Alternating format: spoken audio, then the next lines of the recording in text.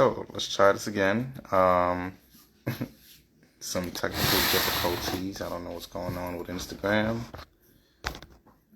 But yeah, so welcome back to episode 3 of Going Live with the MC, featuring Cleo the cat, looking for some camera attention, and Alex the kid and Jordan Music, two talented artists from UK.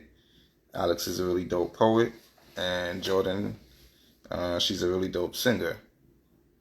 So we'll get the chance to interview both of those people today. And yeah, enjoy. Thanks for tuning in, everybody. All right, let's try it again, man. Let's do it. What's up? You in there?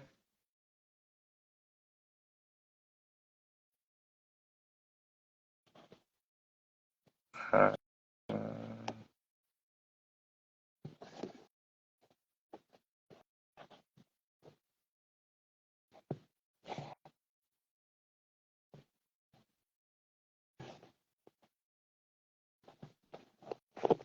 all right, I just sent you an invite. What's going on, sis? Thanks for tuning in. Just trying to get the guest online so we can start the interview. I don't know what's going on right now, though.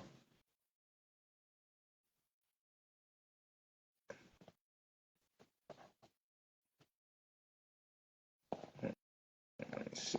What's this? Oh, sorry. Um, Try this again. Send another request. Wait, I sent one. Was you able to accept? Alex? Yeah. I'll send again. All right, I got you. Yeah, keep saying unable to join. I'm not sure what that's about. Oh, okay. It says you're in. Yeah, we got there. Okay, cool. I can't really see you. I don't know what's going on. I realize that I'll be able to see you after I post the video, but I can't see you right now. But I'm pretty sure everyone else can see you. So that's the other problem that happens with my live. I don't get to see anyone. Technology, as great as it is, it still has its flaws. Yeah, what's up though, man? How you feeling today? I'm very well, my bro. How are you? I'm doing good, man. I just had a show last night, so I'm fresh off of that. Okay, And then cool. yeah, it's raining today, so I've had a very chill day. I didn't really do much. I got Jiggy. What's going on, Jiggy Jai? Okay, you bringing in the squad with you. I see you. You bringing in the Yeah, squad. my people always show love. You know how That's I what's roll. up. That's what's up. Um, First question is, or rather, I don't know how to describe it yet, but the introduction would be, um, sorry, let me get it together. So basically, guys, if you aren't aware, Mr. Alex Don, sorry, two Dons, ha, reading comments. Alex the Kid is definitely a dope artist from London. He's a poet. Um, And you have some very interesting pieces, right? So, before we get into that, do you want to tell everyone how we met? Oh, where did we was it say says events? Yeah, Yes. plug the says events at says events, give them a follow. Yeah, we Mm-hmm. met there. I mean, I just got home from traveling and that Mm, was the first event I went to after getting home actually. fire. So yeah. That was actually the first time that we did it. That was my last day in London on the tour, so I was leaving the very next day. I remember I was disappointed. I wanted to get in the studio, man. Yeah, man. I know. But in due time, everything does work out. So I'm a firm believer in that. I don't ever rush the process. I feel like everything definitely, yes, Jiggy, I definitely did meet at the same time. You was at that show as well. Thank you for coming out, Yeah, supporting, I and remember. even filming my set. Word. Jiggy's definitely going to be on the show sooner or later. Whenever we can get him to, be free. That guy's booked and busy. Um. So yeah, let's talk about Says Events. The host, B Memo, she's like super dope. Yeah, she's I like the cool. way she created like a intimate space. And it's like everyone was like seated and everyone's just like tuned into whoever's on stage. Unlike out here, like when we do shows out here, everyone is like all standing around. It's like once their favorite artist perform, everyone is out.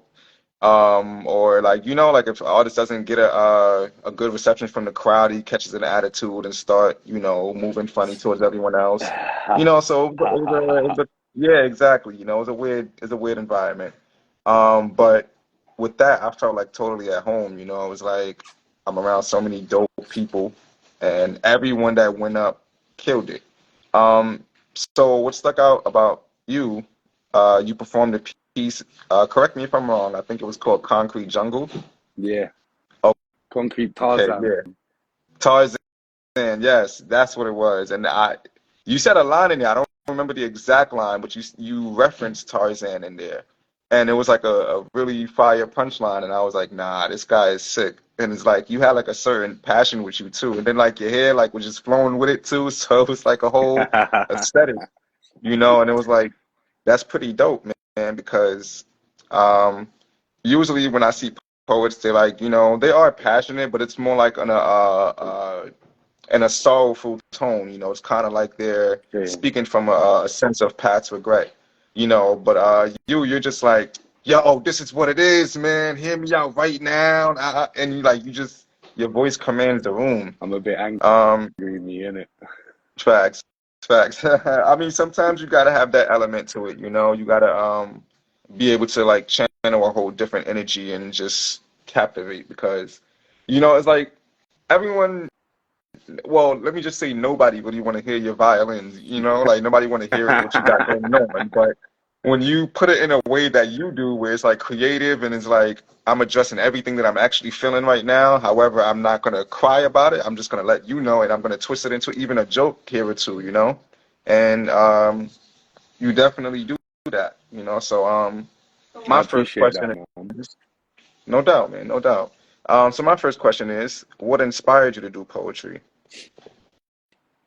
You know what? The path I took to becoming a poet, probably a bit unorthodox, really. I mean, Okay, number one, I don't really read too much. I do now because I right. go to university now, but before that, not very much. And I actually started keeping a journal about my feelings and my interactions with people. Yeah. Okay. And through keeping this journal for a few months and seeing how my feelings changed and how I felt about certain interactions with certain people, it rang up a lot of old memories and feelings that I had.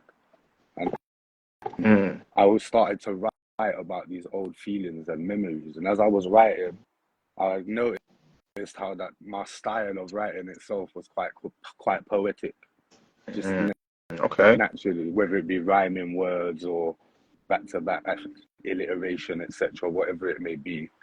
And so I remember when I was young, I was like, I was into writing and MCing and spitting bars and doing all that, but probably lacked a bit of confidence and some encouragement. And so I stopped writing. And I thought to myself about 5 years ago, I was like, you know what? I'm going to start writing some bars again. Why not? Right. That's dope. And so from there, yeah, I remember, I think you came to the headline show, no? That was another Yeah, I did. Says I was there. Events show. Yeah, yeah. Yeah, I was there. The poem that I done, that first poem was literally the first poem that I ever sat down and wrote, Mm, like mm, as an adult. wow. And so from there, I was like, okay, let me just keep rolling and keep enjoying what I'm doing. And now it's obviously I get to meet people like you, build connections around the world. Yeah, it's Mm. fun. It's fun. I enjoy it. Nah, that's dope, man. That's definitely the beautiful thing about it. And we'll get into that in a second. So you mentioned that you didn't really have the confidence. So what did it for you? Like what like snapped in your mind? It was like, yo, you know what? You already started. You might as well carry on the journey. Like when was that moment for you? I don't know, but I mean, I think the kind of person that I am, yeah, is that Right. if I do something or I decide to do something, which is before 30, I was what we would call slack. or slacking anyway. Mm. But as a creative, I mean, and so I think I wrote that piece and then I recorded a video for it, and I was feeling myself a little bit, Okay. and it was the first time in a long time where I was getting positive feedback from people for Mhm. decisions that I was making in my life. So I Okay. decided to stick with it because it's allowed me and it's opened more doors. Like obviously I speak another language now, I play an instrument. All of this stems from starting to write poetry because I don't know what happened afterwards. But the actual beginning steps were hard, especially when I decided to perform. But the writing, once I just started writing, it's been ever consistent in my life since. Mm, okay. That's dope. So all right. So for me, it was kind of like, I guess it took me a while to like really get my confidence up, as an artist. And Jicky, who's actually, I don't know if he's still in the chat, if he's still watching, but he's one of the artists who like kind of like helped me gain that confidence, Nice. because it's like I've been performing since like 2014, but it was always like, I guess I didn't know how to interact with crowds pretty well, and like I've always felt like, there was a connection somewhere, because it would be like I get on stage, I don't know how to like speak, to people. Like it's kind of like I'm like, all right, my name is MC Reef. I get on stage, and then it's like, as I'm noticing like people are watching me, like, or like I don't know if they're like actually listening, because I would like sometimes like while I'm performing, I would hear people talking, things of that nature, and it just kind of be like, uh, damn, and it would kind of be like, like this is like not entertaining, I guess. Like people are not tuned into what I'm doing. Okay, I And feel you. yeah, but then like you said, you start to meet like certain people. I was going like, even if I was going to like the same shows like every month or so like that, like some of the people would actually remember me and be like, "Yo, you're the one that performed this song." So, That reinforcement is nice. right. So when I did the tour, because I did like 3 tours in London, um, back to back basically. So I did 2019, well, skip 2020. I did 2021 and 2022. Um, so like in 2019, it was like London finally started to embrace me, and that's what like really like kicked off for me, because I did a show out there in Sydenham.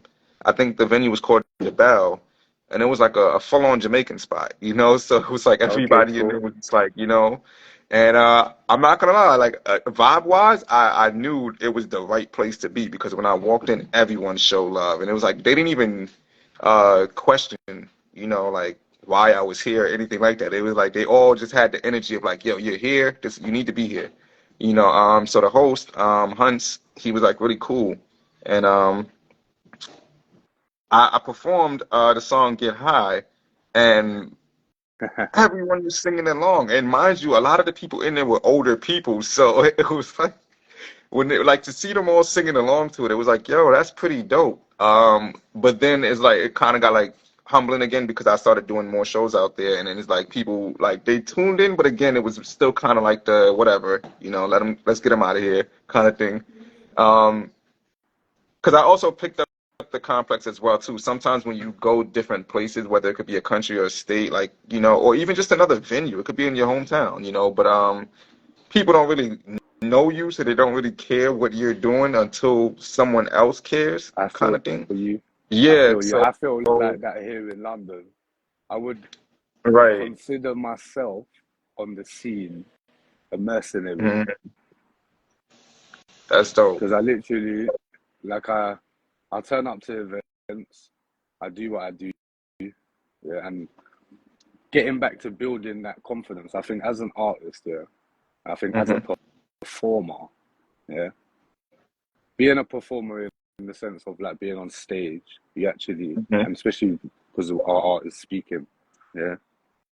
Hmm. I think you just have to be so in your own self when you perform. Because I think, as you see, when I perform, I'm just on my own thing.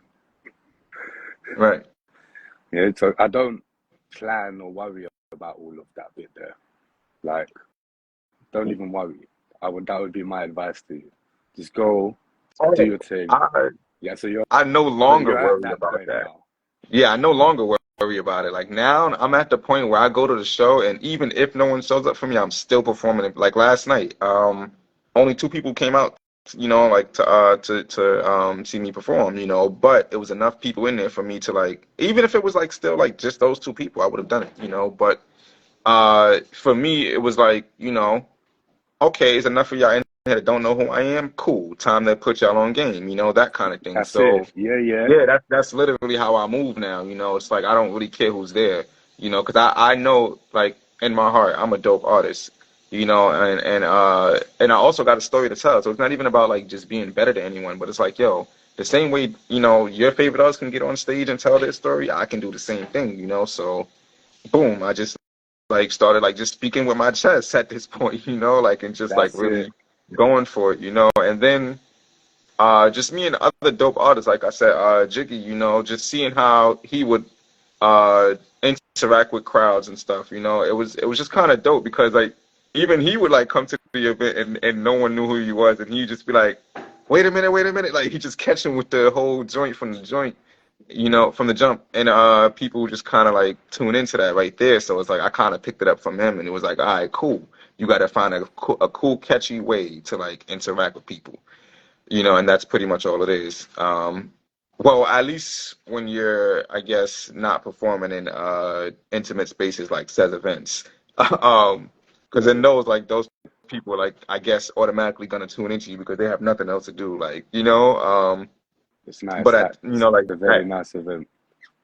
yeah, but like when we go to like places like say Box Park for example, you have everything else going on outside. So it's kind of like people You are like, know some what? people want to go get food, some people want drinks, some people want to like, I haven't done a box park yet.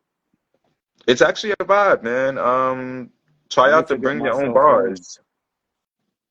The bring your own Yeah, bars event. They're pretty dope. They have a nice vibe. I'm gonna check them out still. I need to. I mean, I just had a son, so I've been feeling my way into fatherhood, and so now I'm Okay. settled. I'm settled in fatherhood, so I can find some So time to do some other bits and bobs now. okay, so that was gonna uh be definitely one of the topics. I wanted to know as a father. First off, we only know it's gonna get a little harder, because they're gonna get older and they're gonna have like different needs and stuff. But as of That's right the best now, bit. in the current state, huh? That's the best bit. That's Okay, what the I'm challenge, waiting right? for. The challenge. I feel you. Yeah, you just, kind of welcome the challenge. So how how would you say, do you think it's easier, right now as a parent to focus on your craft, so to speak, because you have a lot of free time away from shows, like you're not doing as many shows, so it's like you're most likely homebound for those times that you're not doing shows. So do you find it easier to like, I guess, isolate yourself from everything else and just like kind of like I'll, tap in and I'll be totally honest with you, yeah. My strategy yeah. as a poet, and I'm obviously I don't really write to music. I'm not a Hmm. rapper. I'm just a poet. So I maximize my time, and I use all of my commute, all of my time commuting is when I write my bars. Okay. Yeah. So literally, obviously, That's dope. I commute regularly. Let's say every day I commute for an hour and a half. So Hmm. that means every single day for an hour and a half, I get to write bars, even if sometimes I only write four. Mm. Yeah. But like I'm the, I'm the same way.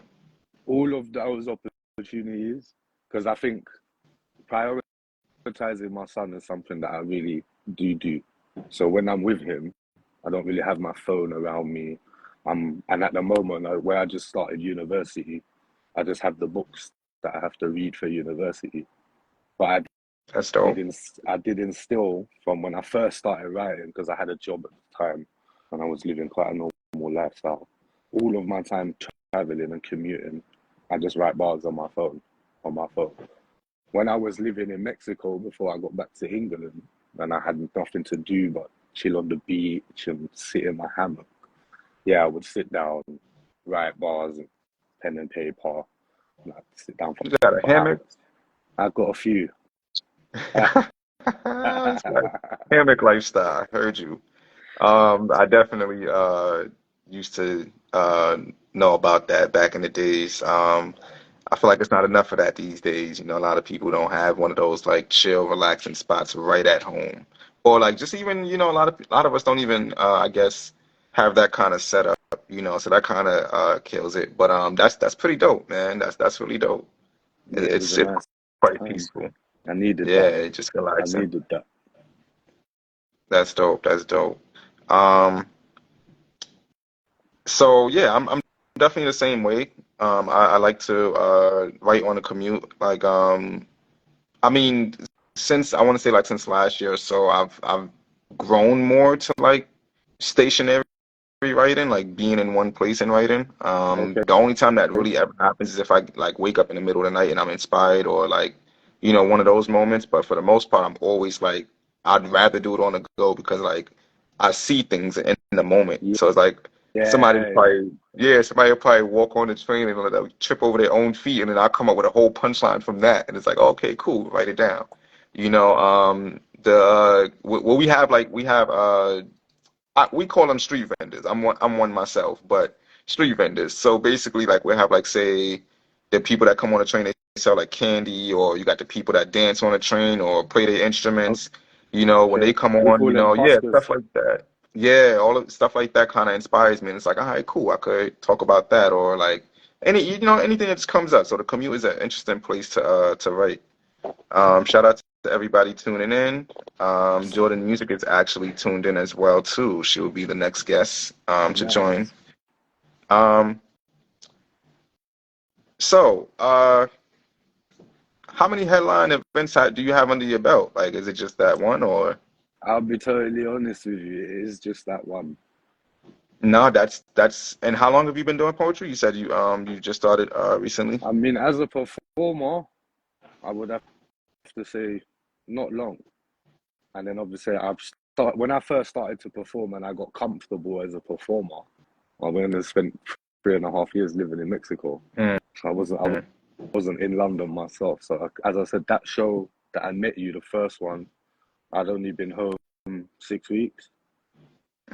mm. And then obviously I done the headline show in the February, which was, as I said, my Yeah, people show love, so that they managed to get me on the headline somehow. no, that's dope. But I'm just a bit inconsistent with the performing, if I'm totally honest. I feel I you. have some things in the pipeline, and I'm trying to do a bit more of a musical side of what I do at the moment. Like I've got some projects that I'm working on, but So do you have any music out? no, not yet, not yet. I'm developing. I'm developing in that sense. I will be in the So good. studio on Saturday. I will be mastering a tune and finishing up another one. So I'm trying to do some new things. I think as a performer, I know in myself, I know I'm happy on the stage. I'm comfortable. All of that is all right. I'm just a bit Yep. sloppy. Yeah, my time management skills are a bit poor, so Yeah, trust me, I know. I'm there with you. I'm there with you. Like, yeah, I tend to show up to Bongo, shows. Like, even if I leave Bongo. early, See this man huh? here. See this man here, Reef here, that just joined the live, Mr. Bongo Bongo. Flex. Yeah. Yeah, that's one of the best poets in London. Okay, shout out to Bongo Flex. I'll check your workout and stuff like that. And maybe next time in London, we could link up, you know? No, Right. definitely, definitely. Yeah, Love I that, enjoy man. the poetry scene. I enjoy the poetry scene out there. Like we have a poetry scene out here too, but it's not like, in my opinion, it's not as big as it is out there. Um, Oh, is it not? Or is that just where you're based? I mean, well, I'm literally in New York, so it's like we have a whole bunch of like spots, that do poetry, but um, you don't. It's not talked about. It Okay, doesn't cool. it doesn't reflect a culture, so to speak. It's like when you come to New York, you're thinking either acting or music, maybe even dance, or Broadway plays or something like that, but you're not really into like, a lot of people don't talk about the poetry scene, that's pretty much what it is. And I think it's highly slept on, honestly, because I've been to a few poetry events out here, and I'm just like, yo, how come this isn't talked about? Like, how come we don't?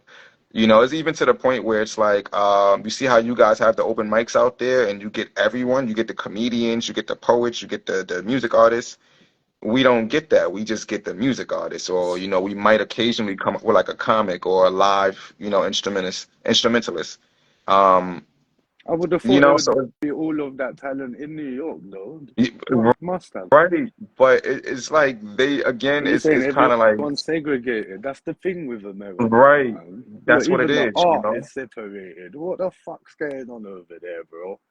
Nah, seriously. I wonder myself, but I think that if we ultimately woke up and just began to like support each other, we would You know, definitely be unstoppable because like think about it, like you see how you just had your perception that it was popping over here. It is, but it's not talked about. But over there, like everyone can attest that there's either a heavy presence of poetry or uh we say garage, but y'all say garage, or pop music, acoustics rather. um yeah, but we know that about you guys, but it's like out here, it's like, it's our culture isn't talked about much unless it's music or entertainment, some form that's of very entertainment true. like acting or whatever. Um, yeah, so I ultimately think, we should definitely come together more and host more actual open mics because that's what an open mic is. Um, yeah, but it is what it is. I think eventually one day they'll get it. But that draws me to the next question. So we spoken a few times, and you've mentioned that you feel like London is not exactly not the place for you, but you feel like you can be better elsewhere. Um, and I think you said New York was one of them. Yeah, I So would like what to. else? I would like to come to America at some point, just to feel what we had Mm, this brief chat the other day. I think what I've noticed, if I'm totally honest about the poetry scene in London anyway, yeah, is that it's very clicky and that mm, like I don't know, me personally, from my life experience and the things that I've been through, yeah, like the clicky thing is not it's not healthy. And as much as there is love in the poetry scene, which there is, the just a clicky lot of side and favoritism. yeah, I'm not really into that. I'm not Yeah. really into that. But So that was kind of like, sorry, not to cut you off. Go ahead. Sorry. the scene itself is, as you said, is massive. It's Hmm. absolutely massive here in London. Yeah, so there is a lot of space to do your thing. And as I said, I consider myself a mercenary because before I went to Mexico, I was going to a lot of shows, a lot of Mm. shows, a lot of shows. But I don't know. As I said, it's like I go to shows and some people they know who I am and yet they still won't let me on or something. It's I don't know. As I said, the clicky thing. And like obviously, I don't. I have a lot going on in my life. I do a lot of other things, you know, as well as the poetry thing. And as much as I am passionate about it, like I don't have time to make too many friends. As funny Mm. as it sounds, and I Uh, don't want to attach myself to a clique. got you. So how would you? That's interesting. You say that. So like, how would you go about, I guess, maintaining your support system? What's going on, Payne? How you doing? How would you go about like maintaining your support system in that manner? Like you say like you said, you started to meet people, and they like kind of instill like a bigger confidence in you. Let's just say you go to says events like 3 or 4 more times, and you meeting people who's like literally a fan of your work, like and they're like they know it word for word, or like say when you got a new piece that you want to promote, or anything Oh of no, that that's matter. different. That is different. That is the good part of being, I guess, an artist that performs. I mean, obviously, all these things were quite new when they first. I got approached one time in the airport Hmm. randomly by That's somebody that fire. watched me perform at a festival. That's Yeah, fire. it was fire. Yeah, it was. It was an amazing experience. Yeah, Mm, and like coming from what I come from, yeah, and what, doing the things that I've done in this life, yeah, having that pure, genuine, beautiful experience was very, very nice to have. So I understand the amazing sides of what I do, mm, and I appreciate that the actual adulation of sharing. And basically, obviously, as a poet and as an artist, you're sharing your soul, regardless of what form of art you make, visual art, audio art, music. Don't you're sharing all of what you are, and to be okay. appreciated for that, I really do appreciate. However, I don't know. I'm just I've spent a lot of my life living alone. I didn't, I didn't grow up with family and stuff like that. I didn't have a mom or a dad. So like Understood. I do like human beings, some of them, It you just can be know. tricky. I get it. Yeah, and I've survived and thrived pretty much Mm, alone. So I'm happy in my own space. But I have appreciated and grown through becoming an artist. I guess I just mm. still have, I don't know, my reservations about human beings. I mean, you're not wrong. You're not wrong. Because I'm very big on energy But myself, the and competition side of what we do, yeah, like it's I'm not. It's. is I it mean, envious? I understand. I'm not envious. It's not. Not It you, but shouldn't like, be. do you It feel like other shouldn't be. people are envious of you? I wouldn't say envious. I would say wary because remember what I talk about and what I do. Not many people do what I do. Not even Hmm. in London. Not even Hmm. rappers do what I do here in England. Yeah, Right. some do, but like so. As I said, I'm not. I maybe some people feel like they can't approach me because as much as I perform Hmm. and they appreciate my work, like as I said, I bark when I'm on the stage. Number one, like as I said, I don't talk a lot of airy fairy. Like, I don't like life's not airy fairy. I can't share that with you. I don't know that. The ones I that feel share that. that, when I see them sharing it, I'm like, oh, nice.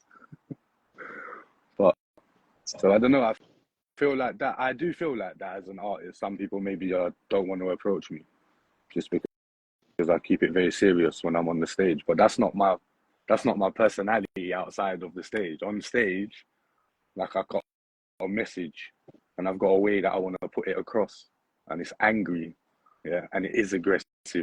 And I don't talk Mhm. about a lot of nice things, and I do talk about a lot of things. You're like, whoa, yeah. And this is That's a everything I fact. talk about. That's what I do. What I'm telling you is what I've been involved in. I can't. I, I can make up some stories when I write, but no, I can't at the same time. A lot of what we do comes from what we've experienced, Right. and I, That's a fact. I think I'm very raw with what I do. Hmm. And Some people and do like it. hmm I think most people appreciate it, but at the same time, just yeah, I don't know. Maybe people don't like approaching me or something. I get it. Um, I I mean, to me, you come off as someone who stands your ground when it comes to your boundaries.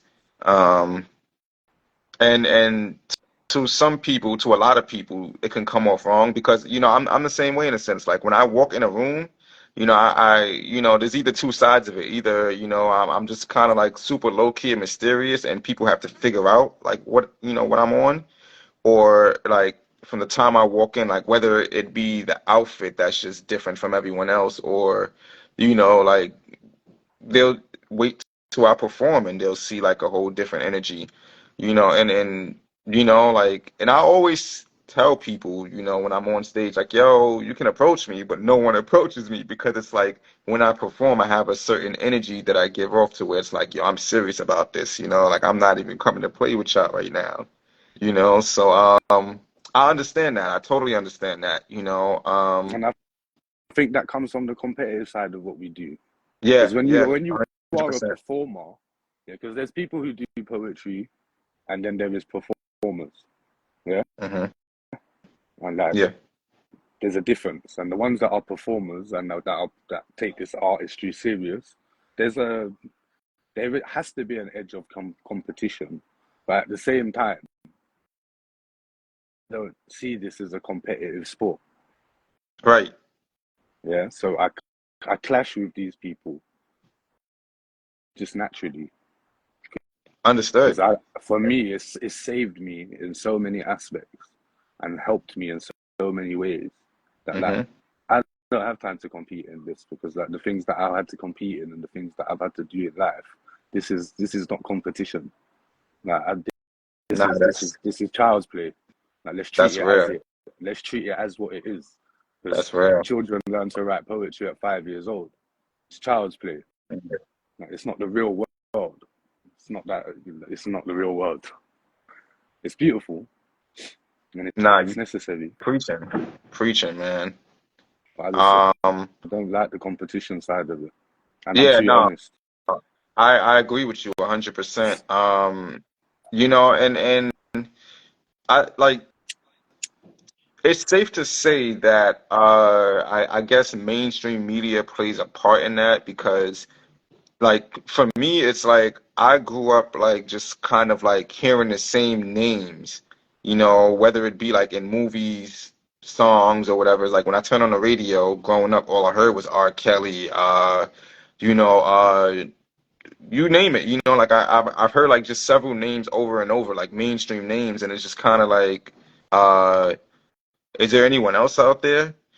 And then like when I actually started like really listening to music, how I started, I found like an MP3 with like mad music on it, and I discovered like T-Pain, Kanye, and all of that. But then they became like mainstreams, So then it's like hearing them too much. It was kind of like I was just always looking for more, So then I discovered the underground scene, And it's like, yo, there's so many people here, it's like and it's like, how come no one talks about these people, And it's like it's so much is like, and even when like let's just say for example, speaking from music aspect, when people say, "Oh, what's your top five?" Everyone is like Jay-Z, Nas, Biggie, and it's like really like you don't have anyone else that like. So I I just feel like again, it needs to be more open discussions about the artists that exist. Hear Actually, that? to tie into this and to get into the next question, I was watching the BET Award. I stopped watching that a long time ago. I used to be a fan of it, like just for the cipher, like just to again, that was my way of discovering new artists, watching the cipher. Um, like there was this guy from Ghana. Was it Ghana? I think he was from Ghana. It was somewhere in Africa though. He was from somewhere in Africa, and they basically he was a nominee for the best international flow, and there was a lot of people. I think there were two people from UK, Jay Huss and Essential C, that made the cut, and there was like a few other artists. But then when he went up, he basically was just saying like, "Yeah, I just started making music 4 years ago," and it was I kind of saw like, this.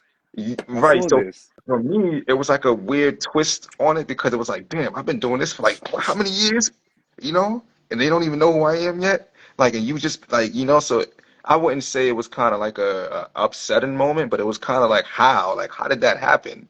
And I don't want to question the man's work ethic, but uh, to segue into it, do you feel like at times you probably don't do enough, or like, and not again erase the competitive side from it, but in a sense of progression, or like obstacle wise, do you feel like there's things that you probably should be doing that you're not doing, and that's probably like, even if you don't want to be famous or whatever, like it's something that's holding you back per se?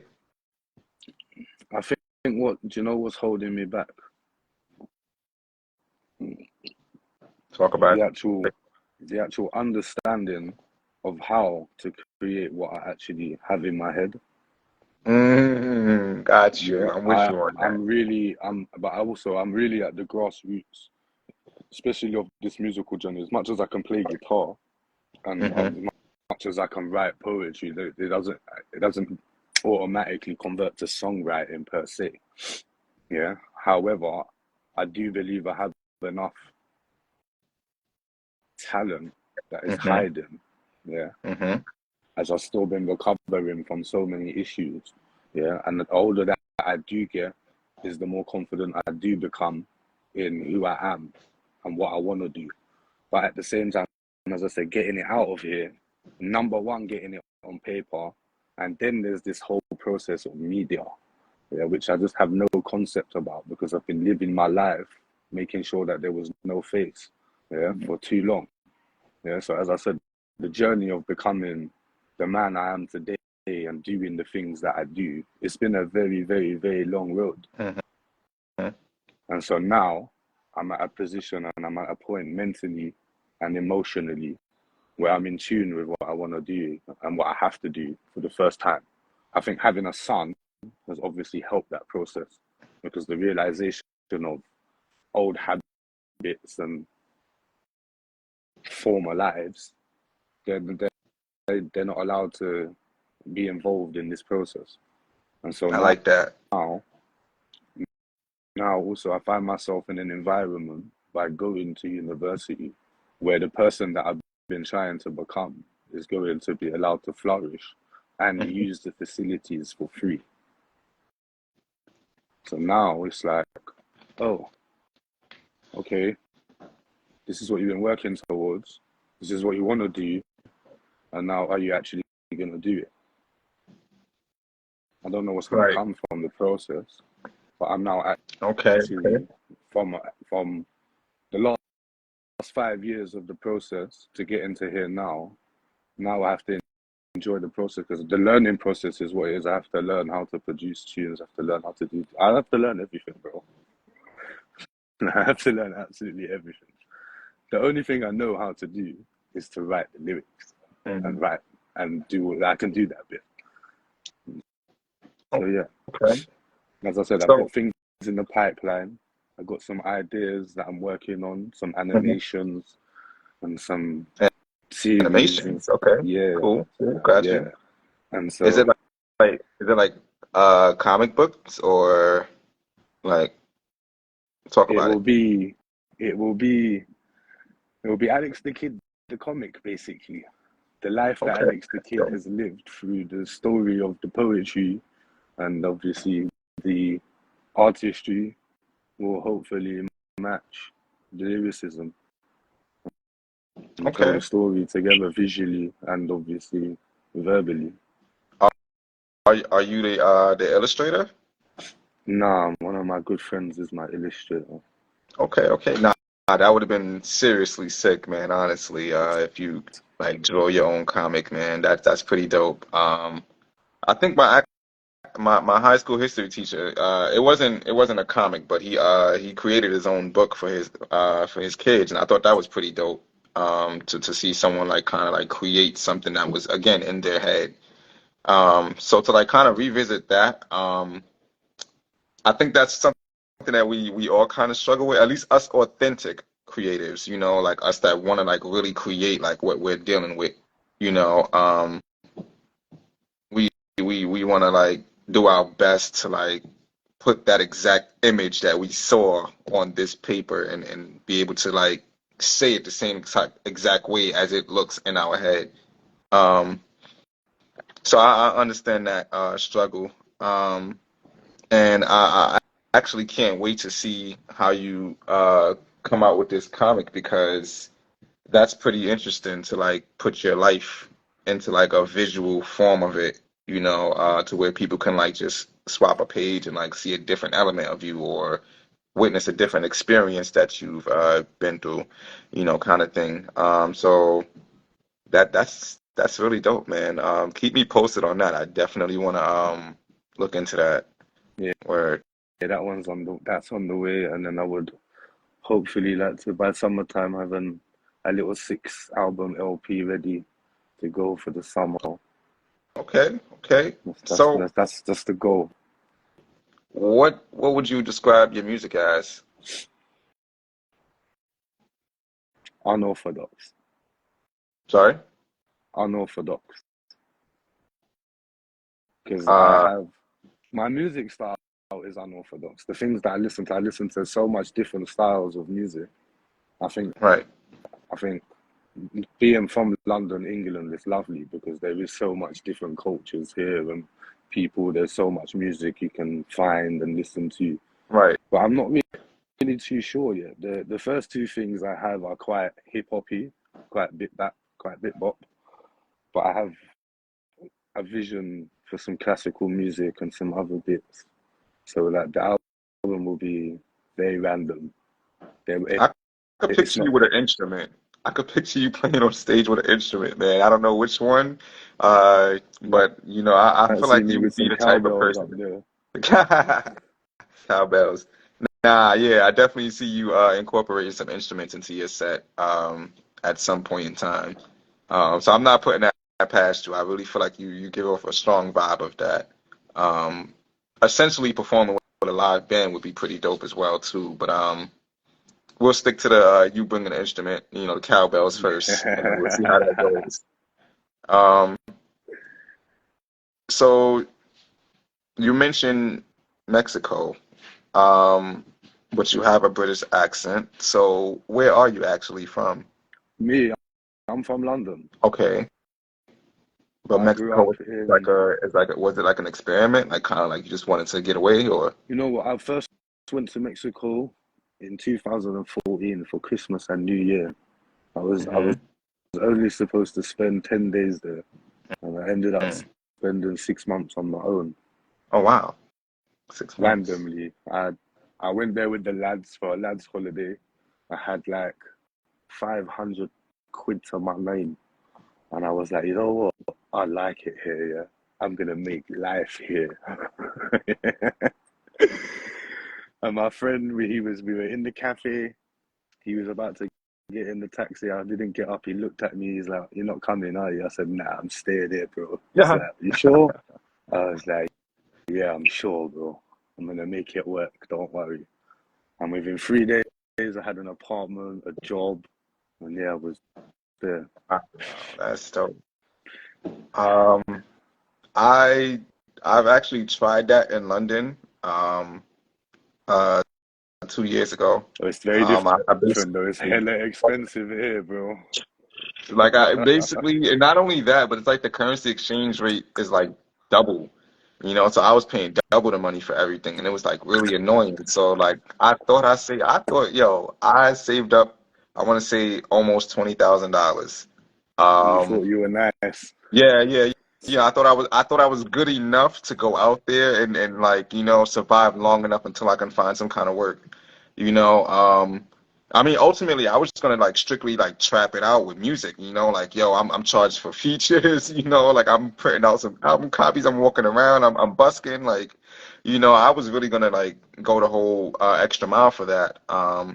But I think it was a little bit complicated with me, like I guess trying to figure out how to exist out there because it was like I didn't have any like documents or anything. I didn't like my passport was my only real thing. So even like finding the apartment that I had, it was kind of difficult to get that. Thankfully, the landlord, we call them landlords. What do y'all call them? Agents, right? Landlord, same thing. Okay, yeah, yeah. So the landlord that we had, that I had, he was, as understanding as most landlords aren't. So he was able to work with me. It did cost me a little extra, because he, did it without, documentations and stuff like that. Um, so it was a price I guess that I was willing to pay, but you know, it just took me a while to like really get used to it, and I ended up staying out there for like 2.5 months, before returning home. But it was only because I like literally ran out of money and still haven't figured out the work situation. But I do now, and I figured it out now. So, the next time I come back and which is next year, Nice. sometime next year. Yeah, because the album coming out in December. So sometime next year I'll definitely not sometime, let me not say it like that because that sounds like a very long ass time. But the album releases in December. So frankly, right after that, just do like a little bit of promo in New York for the album and then, bring it back to the UK. Because it features a whole lot of UK talent. Like I want to say 98% of it is produced by UK producers. And I have about I think 4 or 5 UK artists on there. Um, Nice. yeah, yeah, yeah. So I want to give it its proper flowers, in the UK, like really show my appreciation for me and these people and understanding their culture and working with them and the whole 9 yards. Um, and there's a lot of people out there, including yourself, that I definitely do want to create more stuff with. So the story's not done. Um, I just ultimately had to learn, and I think that's what happened in that experience. Like I learned a lot. So coming back again when I was there last year, it was so much easier for me to like manage my money and live and do everything. Um, yeah, so I just had to learn. So that's pretty interesting that you did it for 6 months and you found work in 3 days and that's pretty dope, man. It just means that you really ultimately wanted it. Like, you really had no other choice, no option. I think, yeah, I think also a positive mindset in life will get you so far. Yeah, Yeah, if you have a positive mindset and you believe anything can be done, it can be done. It will be done. that's a fact. That's a fact. And yeah, then the recent time I went there, I went to the Super Bowl in Miami, which was fun. And then I went to That's Mexico. that's dope. Where were And you then I went sitting to at? Was you up top in the middle? I Did you was in ball out on South the tour Beach. seats? Nah. We didn't go to the game. We just went to went to all the experience stuff, all the other bits and bobs. Yeah, it was fun. We watched all Okay. the media on the beach and that. Yeah, it was Oh, dope. that's dope. Dope. That's Yeah, it was dope. dope. Yeah, Miami is an interesting place. I've been there once. I went to a basketball game, the Miami Heat. Um, yeah, so now it's pretty dope out there. I mean, for me, I probably wouldn't go there for like a long extended period of time because like their lifestyle just isn't for me. Like it's mostly like It's a bit clubbing. mad there. It's Yeah, a yeah, bit it's wild still. mostly clubbing, and I don't do clubs too much. So it's like everywhere you turn, it's like a whole different club. But they have some interesting spots. Have you been to Little Havana? I have been to Little Havana. Yeah, we did go there. Yeah, it Yo, was full. it's a nice, yeah, they got some good food out there. Like that whole little spot is like a mini Cuba, so that's pretty dope. And I Yeah, I just like randomly Miami. discovered it. I think my Airbnb was right around the corner from there, but I didn't even know. Like I was just walking around and just found it. Um, but nah, yeah, Miami's pretty dope. Um, you did mention when I met you that you have been to New York. Yeah, I Um, went to New York when I was, oof, I would have been 18. I think I was when I went to New York. mm, The first okay. time I left England on my own. And Fire. yeah, I went to New York. I was there for like 5 days.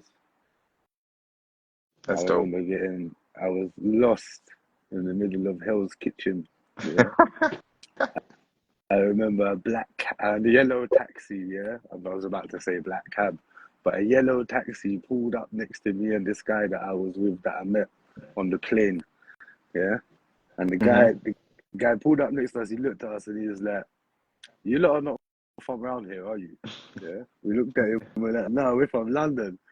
Yeah. He's like, "So like, where you staying?" We're staying at Columbus University, yeah, which Oh is wow.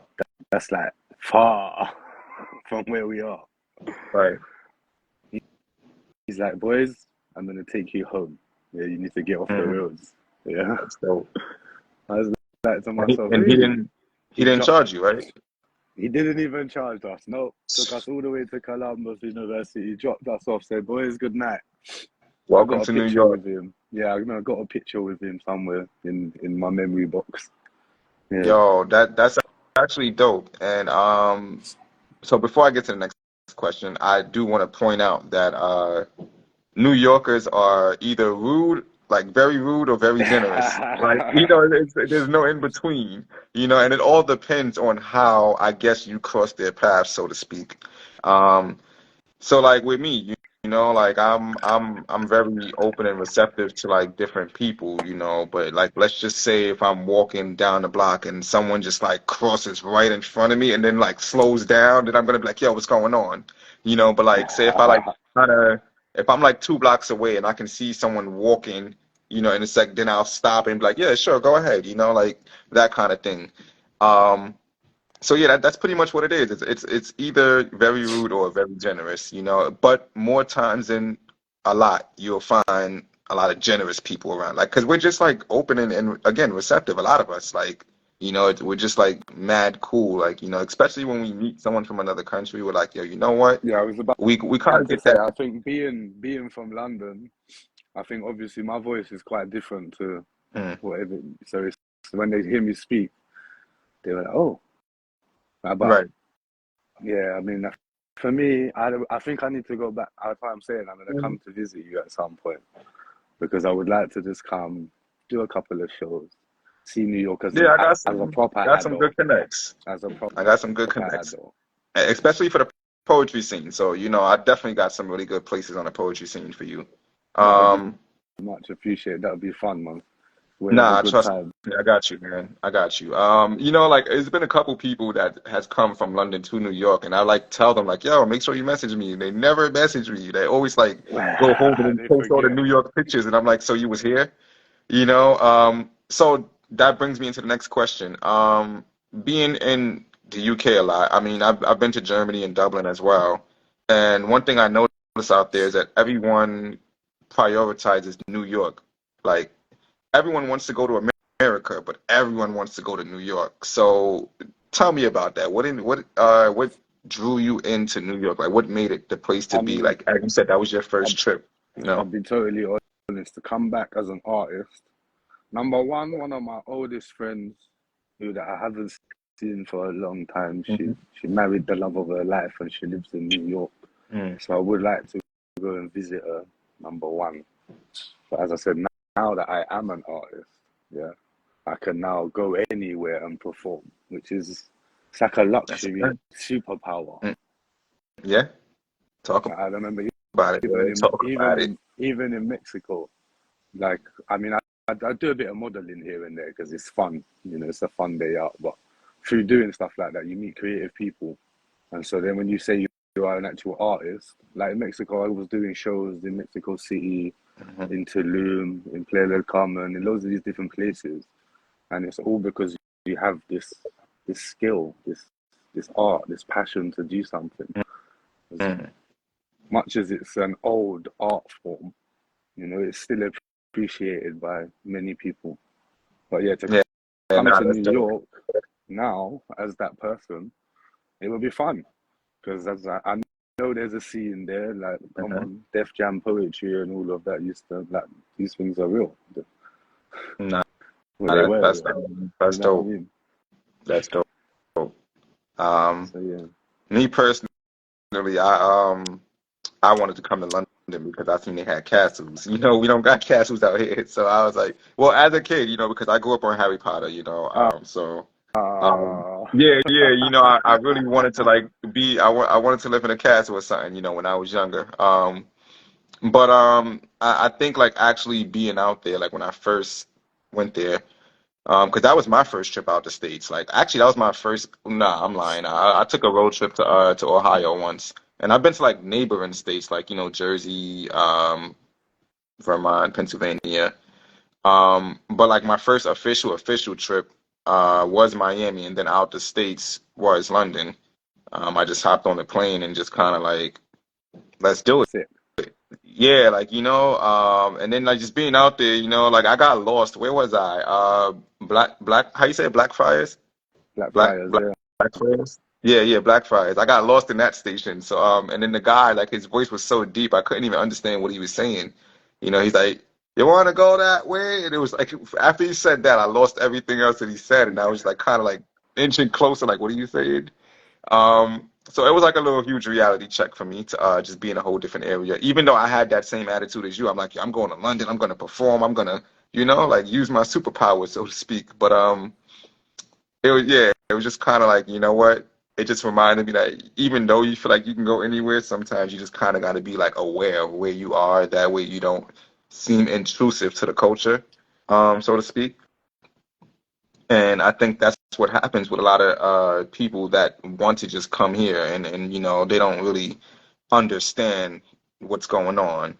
And it's not to say you have to be like super knowledgeable or anything like that, but at least you have a general idea of the lifestyle. And I feel like most people outside of the States, even for us, you know what I'm saying, looking at other countries, we get only what we see on TV. You know, Yeah, yeah, with people posting their pictures, like the landmarks and stuff. So we don't really get to appreciate the actuality of the culture. Um, so yeah, that's pretty interesting that you did decide to come here and you've witnessed two different atmospheres. Um, so my next question is, I can't see it, but are you wearing this shirt? yeah, I got a shirt on. Matter of fact, hold on. See if you can turn your camera off and turn it on, I and don't see know. if it. You see me on technology. Let's just keep it simple and basic, my bro. Yeah. Oh, sorry. On the I don't know how your But if phone you screen can is, see but on this, the right side of this it. this is Derive. Yeah, if you go in my bio, you can find a link there Okay. for some discount, etc. It's a good friend of mine. He got inspired one time on a trip, and he just Hmm. decided to make this brand a couple of years ago. And I got home. Obviously, I was like, I believe in what he's doing. We joined forces. I That's dope. made. I'm now the voice of Derive. So yeah, Oh yeah, it's like a a brand new venture. ambassador. Yeah, That's like a full dope. ambassador. That's dope. So like the adverts will be my voice and some of That's my dope. creations, lyrics, words, etc. Yeah, it's cool. Anything to be creative right now is a priority. Yeah? As I said, I'm in a place like when we first met, I had a job, yeah, and it was like the first time I've really ever had a job, and like Mhm. it sucks a lot out of you. Yeah, there's a lot to do. It takes a lot of your hours, Yeah. takes a lot Yep. of your Yep. time, That's a takes fact. a lot of your energy. Then, as I said, obviously becoming a father has had its ups and downs. So now, as I said, I'm in a lovely flow, in a lovely position. As much as I know there's a lot of pressures and a lot of new experiences on the way, that I wanna plug back into being creative right now, fully. Hmm. And that is where I'm at. That's why you calling me the other day and saying, let's do this interview. It's reminded me, yeah, you know what? There's people that appreciate what you do already, and you're an Real talk. amateur. I'm still Real an talk. amateur. And Yeah. yo, that's honestly Maybe why I not started doing lyrically, this. maybe not lyrically, but musically and other sides of my creative brain that I have and things that I can see and what you can put together and do. Hmm. And now I'm on the ball and yeah, I'm more focused than ever on Yeah. creating. Like recently, since the birth of my son, I haven't been able to stop writing. That's dope. That's Yeah, dope. like I've been And getting that's a beautiful active. thing too.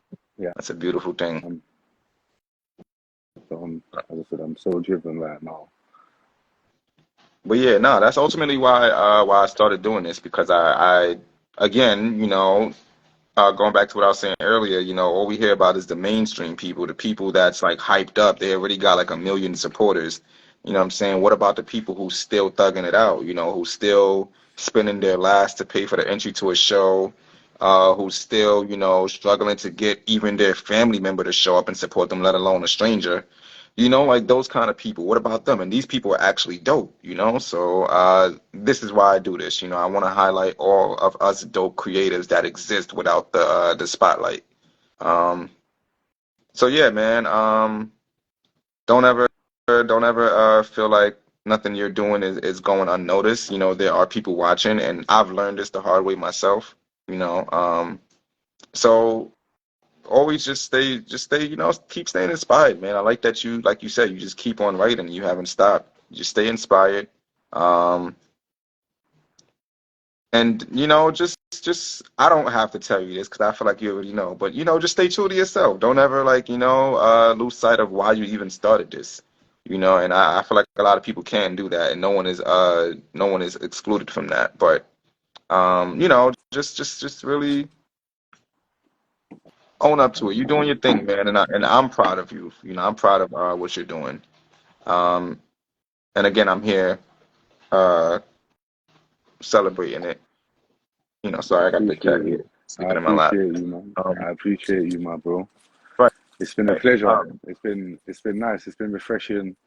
And as you know, I'm always rooting for you, man. I'm always support the thing. That's me, Mr. Support the Support the king. thing. Word, man. Thank you, man, for always supporting. Honestly, nah, you really are a true, you're a real one, and I appreciate that.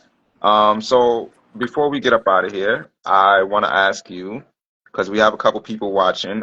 We in the double digits for the first time, so it's the first episode Hey, that cracked double digits. Um, so to all the people that's watching right now, is there anything that you want to like leave them with? Like what's an important piece of wisdom or advice that you've learned in your journey? something that I've learned on my journey. Uh, Yeah. Um, a couple things. Yeah. Number one, as much as they say it's a myth and like it's people live in a fantasy, yeah, manifestation, yeah, and thinking anything is possible is Mm-hmm. real as hell. Yeah. That is real as hell. Yeah. Fire. And no matter what is going on and what has gone on, yeah, it's not what can be done in this way. Forward, Yeah. yeah. That's fire. So that's it. That's for me. That's all I ever remember. Yeah, is that any because where I started and things I've done and if all the life I know, yeah. As long as you're positive and you think anything can be done, yeah, Mm-hmm. with a little bit of effort, like the love that you show me, like when I think about the effort that I put into being a performer, and I probably could have put more than I already have, Right. but yeah, I still get love for what I'm doing, and it's all because of thinking you can do it. Because I remember performing and failing my lines, not being embarrassing myself basically, I feel that. I feel that. but yet still it's possible, and you do get better. As a human being, the only thing you can do if you're That's a fact. consistent at things is get better. So yeah, That is a fact. anything's possible and you can get better at anything you want. It's that easy. But my That's bro, a fact. So we um, got a special request before you get up out of here. You feel comfortable spitting a couple bars, or what's up? My oh, guy J Dow, freestyle. he's here. I don't. You'll be the first freestyler up here, man. I don't think I'll ask a lot of people to I, do it, but I'm you gonna very give you the new talented. So one. what? I'm gonna give you the new one that I've basically finished. Yeah, Go for yeah. it. Go for it. Life is no game, and you should know many a secrets, but no names. Move 007, James. No bond, I never met my pops, he's estranged, and I only ever see my mum in frames. I love her still, and I hate her the same. She left me tackling abandonment with shame, telling lies to avoid the memories of pain, building more self-disdain, struggling to maintain a positive mind in vain, doing new things, then feeling the same, and getting no results, then slowly adding insult to ourselves as an adult. Reality check, it's now your fault. Stop rubbing your wounds with salt. Soaking at home won't help. These are the cards that's been dealt. So deal with the matter. Matter of fact, be better. But whatever you think that is, take your time, sit down, bill it. If you need a glass, swill it. You get the Really? message or you still not with it.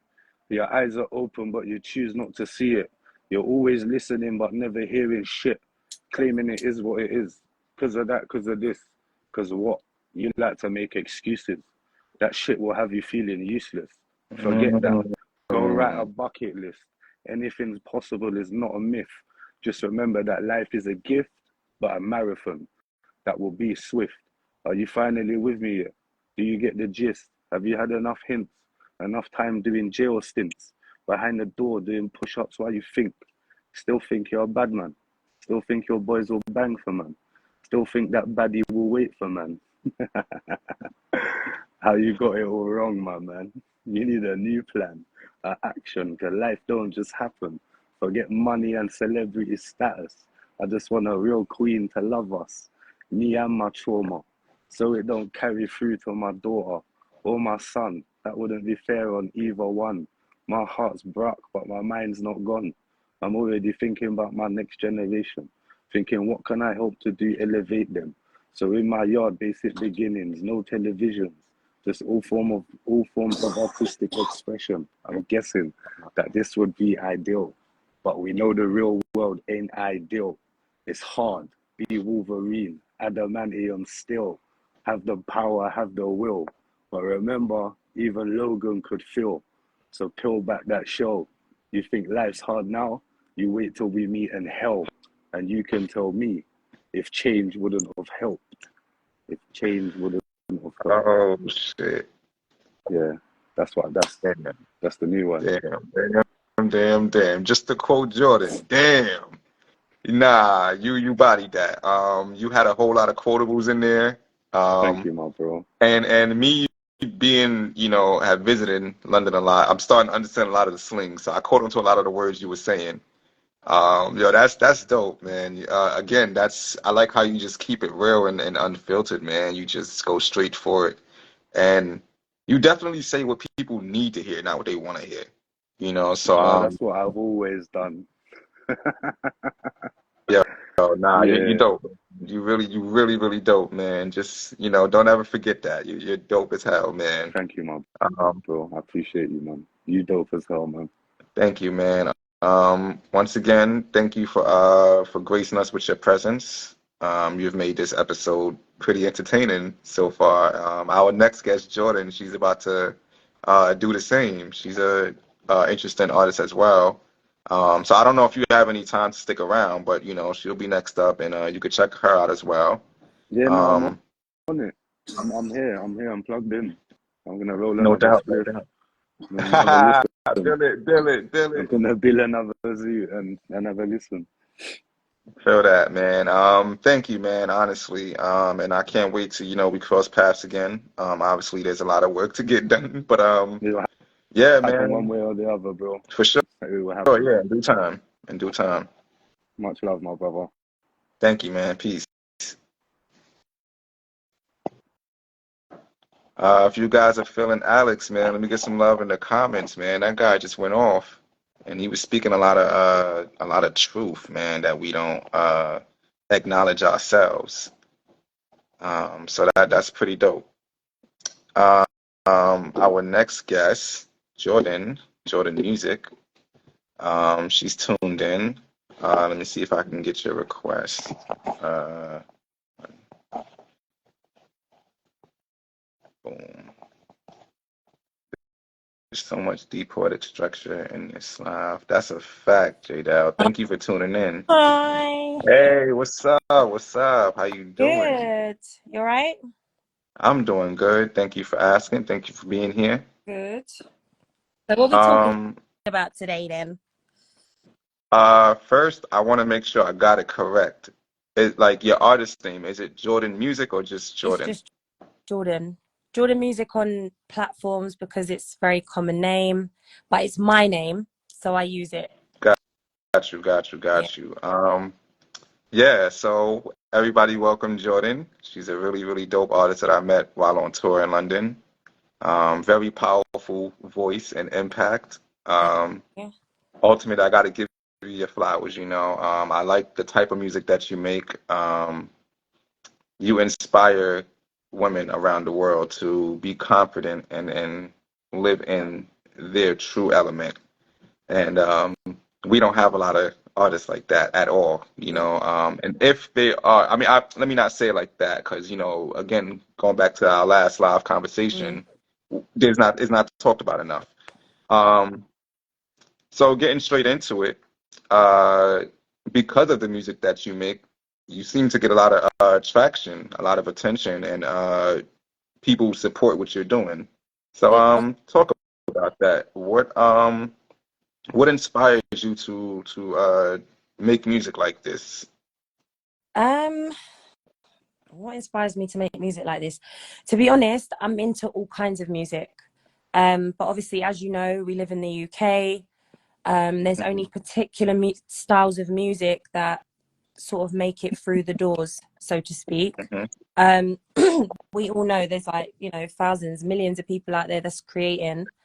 So for me, it was about where is the gap kind of thing and how can I fill it. I've been performing and since I was about 4 or 5 years old. Word. Um, I've been writing poetry probably from the age of 9, 10, Mhm. and I lost my gran at the age of 18, and had my son at the age of 20, and kind of just felt like I had to just go and work and do what everyone else does, the mundane stuff. Do you know what I mean? Right. Um, but then after having my daughter, I sort of looked at music and myself differently in a sense of, you know, is this really what I want to do with my life? And is there something else I can put into the world kind of thing? Um, and my daughter, I would say, inspired me to create music again. But also looking at the market, looking at like what type of music sells over here, you know, without thinking about trying to break down any doors in any other regions. Do you get what I mean? It was like, okay, Right. how am I gonna pave a way and make sure that I'm noticed over here? And I found that garage is you know, two-step garage, Jersey house, all of that sort of stuff is a genre of music that is taken seriously in Mhm. clubs, in sinks, in whatever. Do you get what I mean? There's a lot of money in it. Right. So yeah, I'm interested in all kinds of music, but the inspiration was really, I'm not just doing this because I enjoy doing it. This is also my time. I'm of a Mhm. certain age. I've got 2 kids.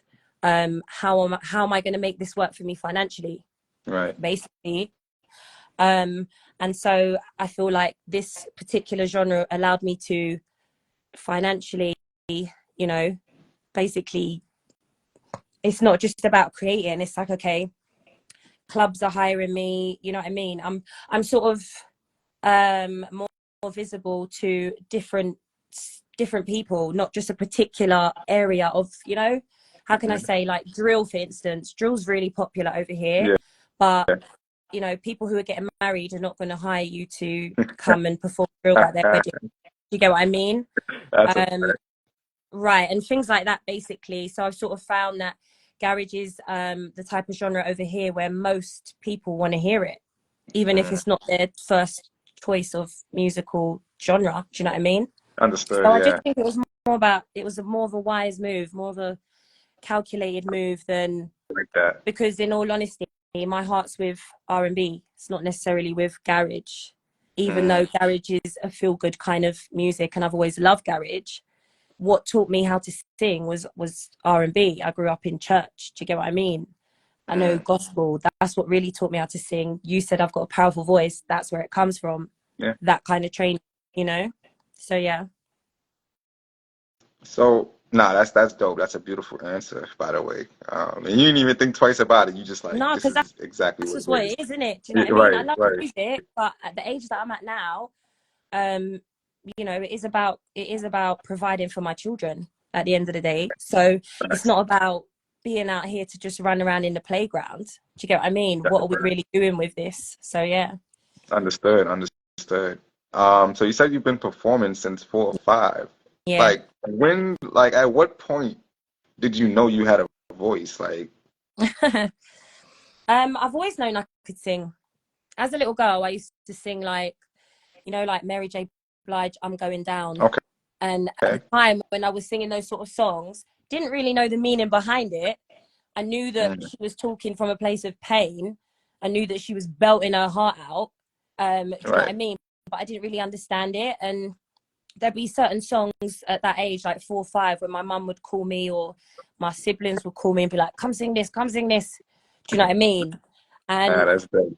I suppose from that age, I sort of was like, right, okay, I guess I've got a good voice here. And then I started doing like theatre, basically. I went to like a church-based school.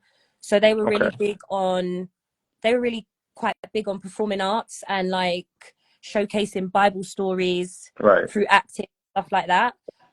So I did a lot of that as a kid. And then at the age of 11, Sony Records offered me a deal. Mhm. Unfortunately for me at the time, I was coming from a very turbulent childhood. My parents Right. were going through their own stuff. So we didn't sign the deal and I just went back to school kind of thing. You know what I mean? And yeah, it wasn't until I had my son again, really, where I really started pursuing music again. So it was a good maybe 12, 13 years. That's dope. Yeah. That's dope. So, uh, like, were your parents like at least a little supportive of what you were doing, or like what was their stance on it? Um, do you know what? My age, if you mentioned R. Kelly earlier, right? Mhm. Yeah. And now at this age, I think to myself, well, Sony Records is not a little music company. It's a major Yeah. company. It's one of the Yeah. Right. Right. leading companies. Do you know what I mean? Right. And I definitely believe that rejection is for your protection. And even though Mhm. at the age of 11, I was pretty pissed at my mum for not allowing me to live my dream, so to speak. When I look back now, I think to myself, well, could you imagine if I was a young child in the industry at that time with all this shit that we've realized has gone on over the past 5 years, what was actually Right. going on in the early 90s Right. with a lot of young artists? I'm kind of grateful that I missed that shit. Do you know what I mean? No, At the understood. end of the day, nothing nothing really gets to play out in our time. It's really in God's time. Um, and even though I only picked up music 3 years ago, my music is doing incredibly well, Right. thankfully. And I just believe, well, it's doing well because now was the right time. Do you get what I mean? No, So feel that. this is Feel what it that. Um, how would you describe your support system?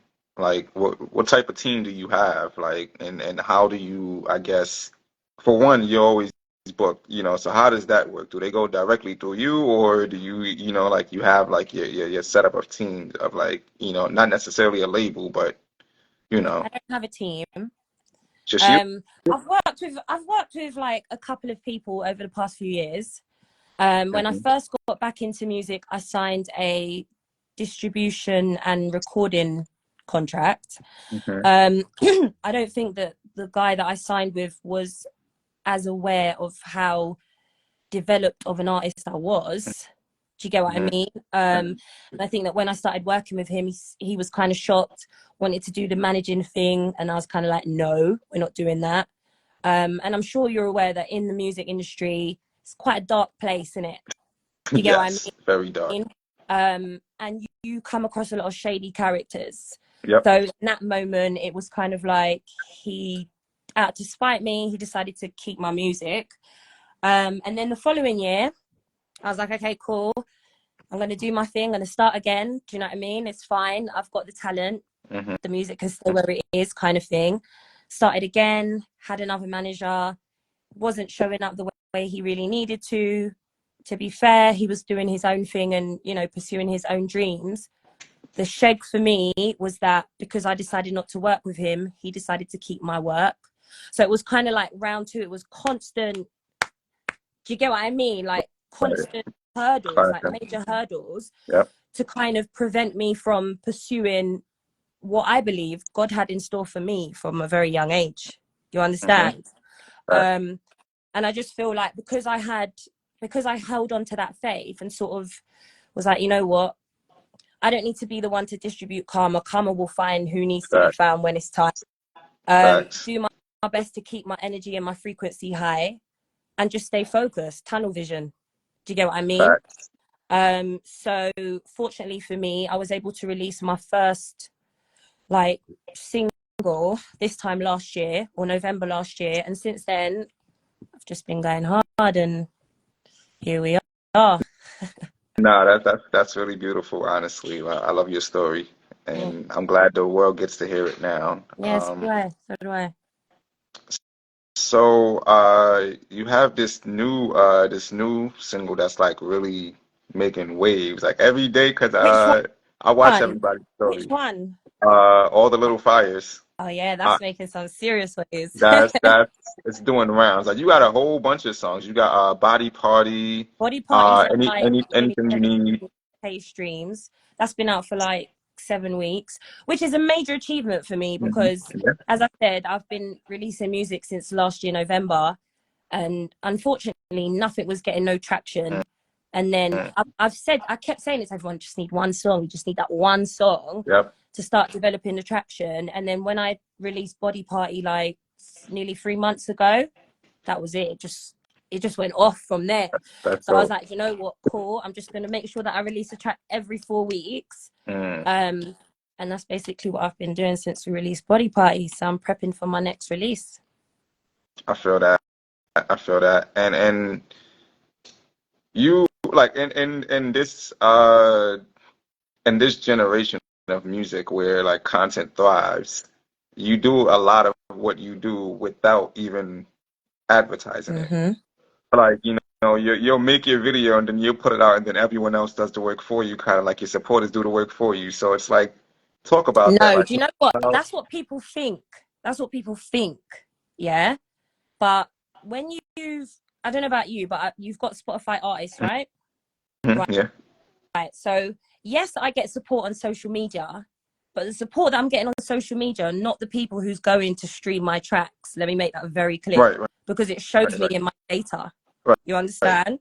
I'm with you. So I'm with you. that's why I say, that's why for me, I don't need to post every day. I don't need to keep people up to date with every move that I make Right, right, because right, right, I'm very much aware that the real strings in a certain aspect are not being pulled from how many likes you get, right, yeah, or how many people share your stuff.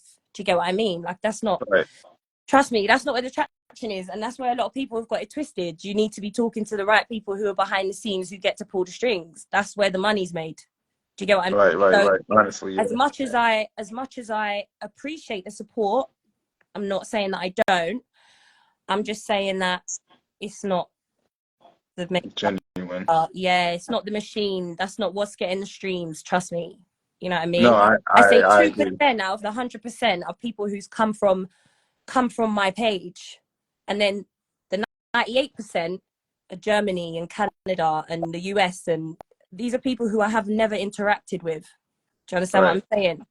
So the reason why I don't post every day is because I don't care about how many followers I have. What I care right, about is right, whether people are genuinely engaging with my music right, and me as an individual. Do you get what I mean? right. Everything else happens away from social media, trust me. No, I feel that, and I definitely noticed that, and that's what I ultimately respect about you. You don't need to come on, get out the way. Um, you don't need the attention, so to speak. You No, and I know, don't, if I'm being honest, there's a lot of things that I could do to get a lot of attention, but I'm just not that kind of individual. Do you get what I mean?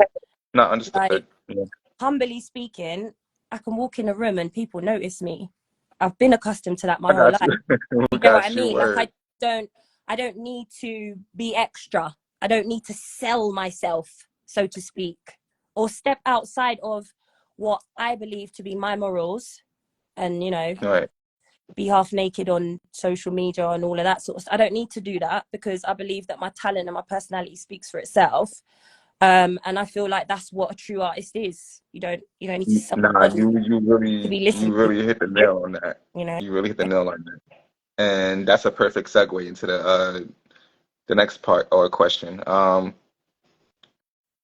did we meet? It's connect? I'm gonna connect it, but how did we meet? We met we met at a show and you was quietly sitting in the corner eating your food, minding your business, trying to do this stush thing. And I was like, oh, he seems a little bit like me. Do you know what I mean? Just keeping yourself to yourself, minding your business. So I decided to be nosy and come and say hi. That's how we met.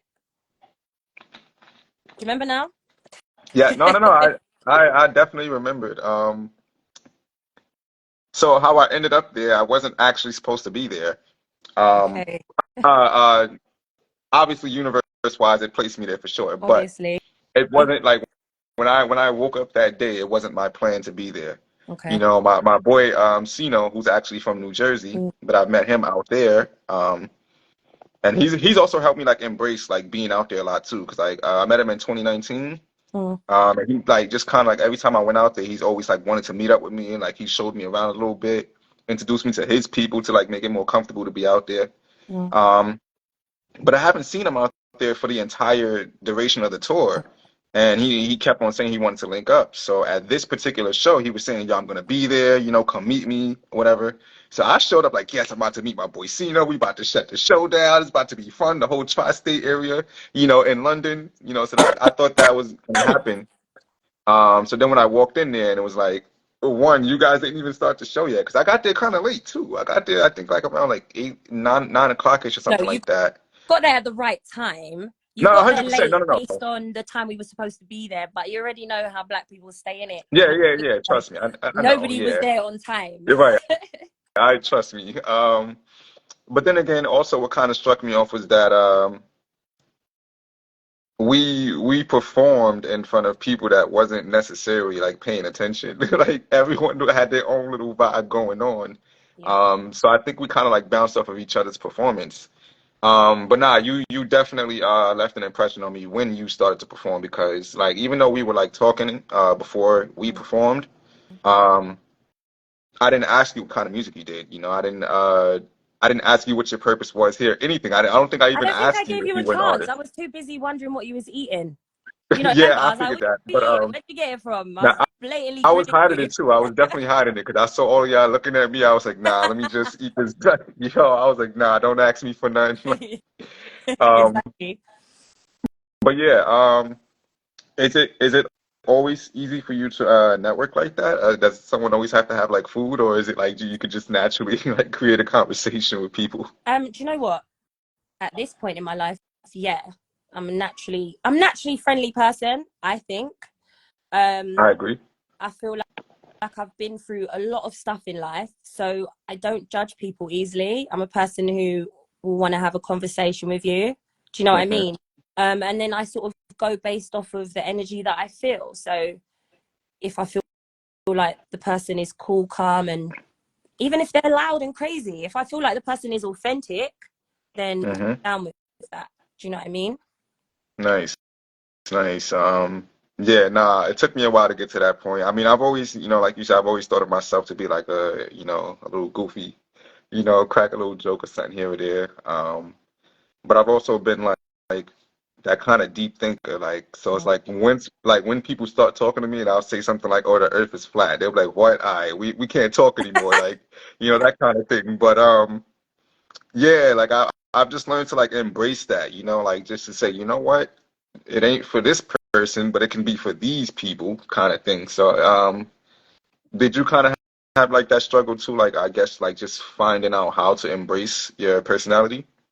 Yeah, of course. Oh my days. That took me years. That took me years. I'm For talking, real.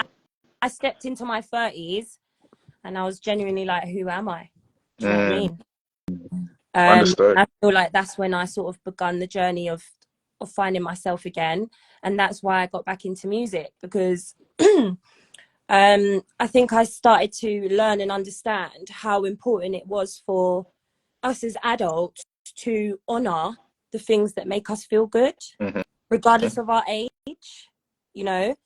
And for a long time, I think I got to like maybe 25, and I was sort of just like, I'm too old to do this music thing. Do you know what I mean? Everyone's bust early and all this sort of stuff. Um, but when I started to do like research on other people, not just in the music industry, just in general, you know what I Hmm. mean? People becoming millionaires later on in life, 40 plus, late 30s, all of that Yep. sort of stuff. Um, I think it started to make me understand that really what's for you is going to be for you, no matter what age Ultimately. you are. Do you get what I Yep. mean? Yep. And I feel like I feel like the Most High is showing me, based on the results that I've received, especially over the past year, where I've sort of put all the trust in myself and my own decisions, Hmm. and the results of that is showing me like you're on the right path in it. you get what I mean? I pray a lot and I question God a lot. Like, is this the right move? Am I making the right move? And if I'm not, I feel it within me. Like, I just don't feel at peace. I don't feel settled. Do you get what I mean? Right. With any move that I make, if I feel at peace, then I go with it. And if I fuck up, I fuck up. Do you get what I mean? Right. Like, Right. I make mistakes, but I feel like if we do mess up, it's usually because we're supposed to learn and take something from it. So Right. I don't take it as, oh, I'm not supposed to do this. It's just like, okay, what was I supposed to learn and how am I going to move forward? And that's how I Mhm. do. Nah, that's beautiful. I agree with you on that 100%. And I've again, dealing with learning how to embrace my personality and incorporate it with music, as well. I ultimately I just think, I just started going places and like people like started kind of like recognizing me Mm. and kind of like and it's never been like on like a very highly popular thing. It's always just been like very random. Like I walk in the supermarket and someone's like, "Yo, hey, I just saw you at or like if I go to a certain show, someone be like, "Yo, I never met you, but I saw." And it's kind of like word, like I'm like popping up in these kind of areas. That's pretty dope. Um, More so recently, I think last year I ran into this film director, and we did like this art piece centered around hip hop. Mm. Um, so essentially, it was like a trade for a trade. Like I help her out with her piece, and she gives me like footage that I can use. Okay. But I guess I didn't understand what the contract was about or whatever. So she ended up like kind of like using my likeness. And so I started popping up in like there's a interview segment or a podcast called 19 Keys, High Level Conversations. Mm. And there was an episode with Dame Dash. I don't know if you know who Dame Dash is. What kind of I, question I, is that? listen, Anyway, I don't know. I don't know. I don't know. it's all right. It's But all right. I'll allow uh, you. um, I like people started sending me the interview. Mm. Like people were like, and I'm talking about an ass load of people. I'm talking like, and within that hour, I don't know if it was like a special premiere or something, or if just like that many people were watching the episode at that one time. Mm.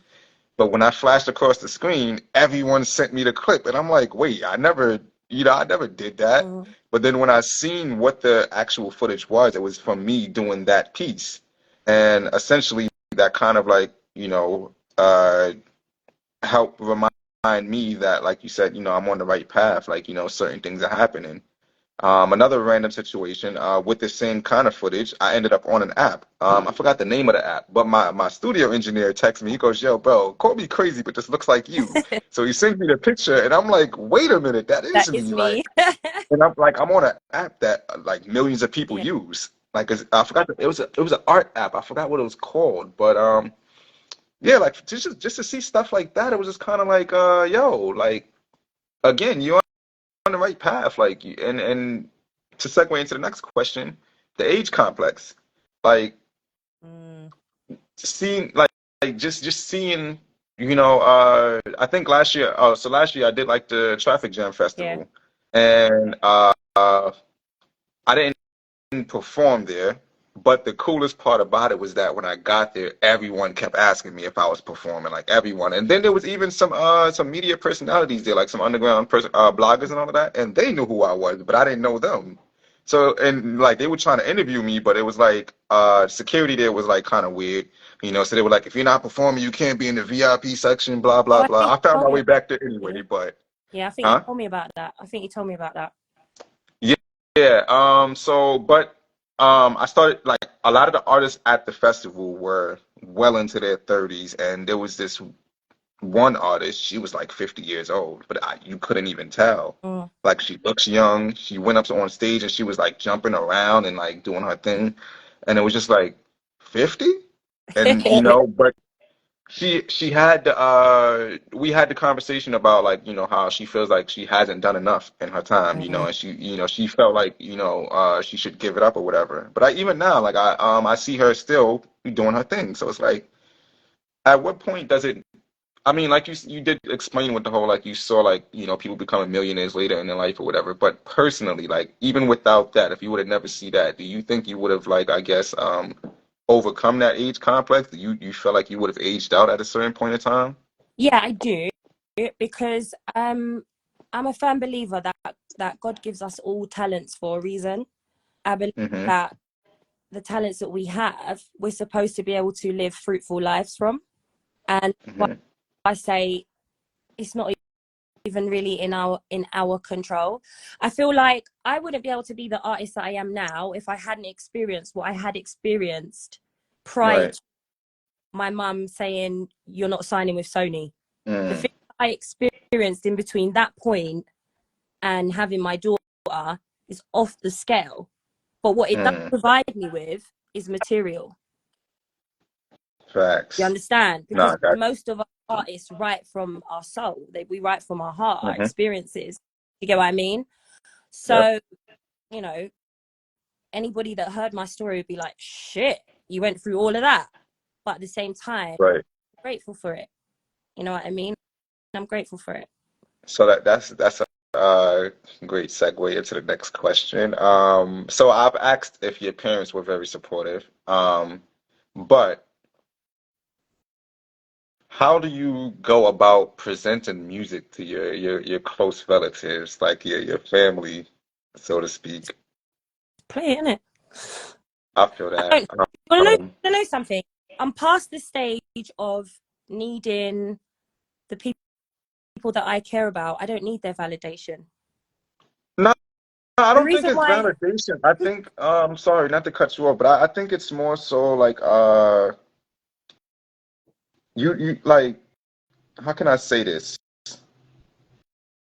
You kind of like, it's not like a search for validation, but it's kind of like a statement that you're making. It's kind of like, look, this is what I'm mm, doing, you know. So it's not like saying like, yo, do you like what I'm doing? But it's like, yo, this is it, you know.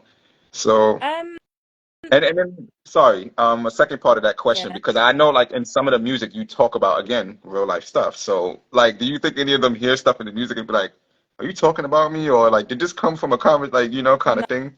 no, I mean, I've had particular interviews and podcasts, stuff like that, where obviously I think to myself, you know, based on my experiences and where my parents were when they were bringing me up, of course, they're more than likely Mm-hmm. going to feel uncomfortable about me speaking my truth and my Yeah, experiences.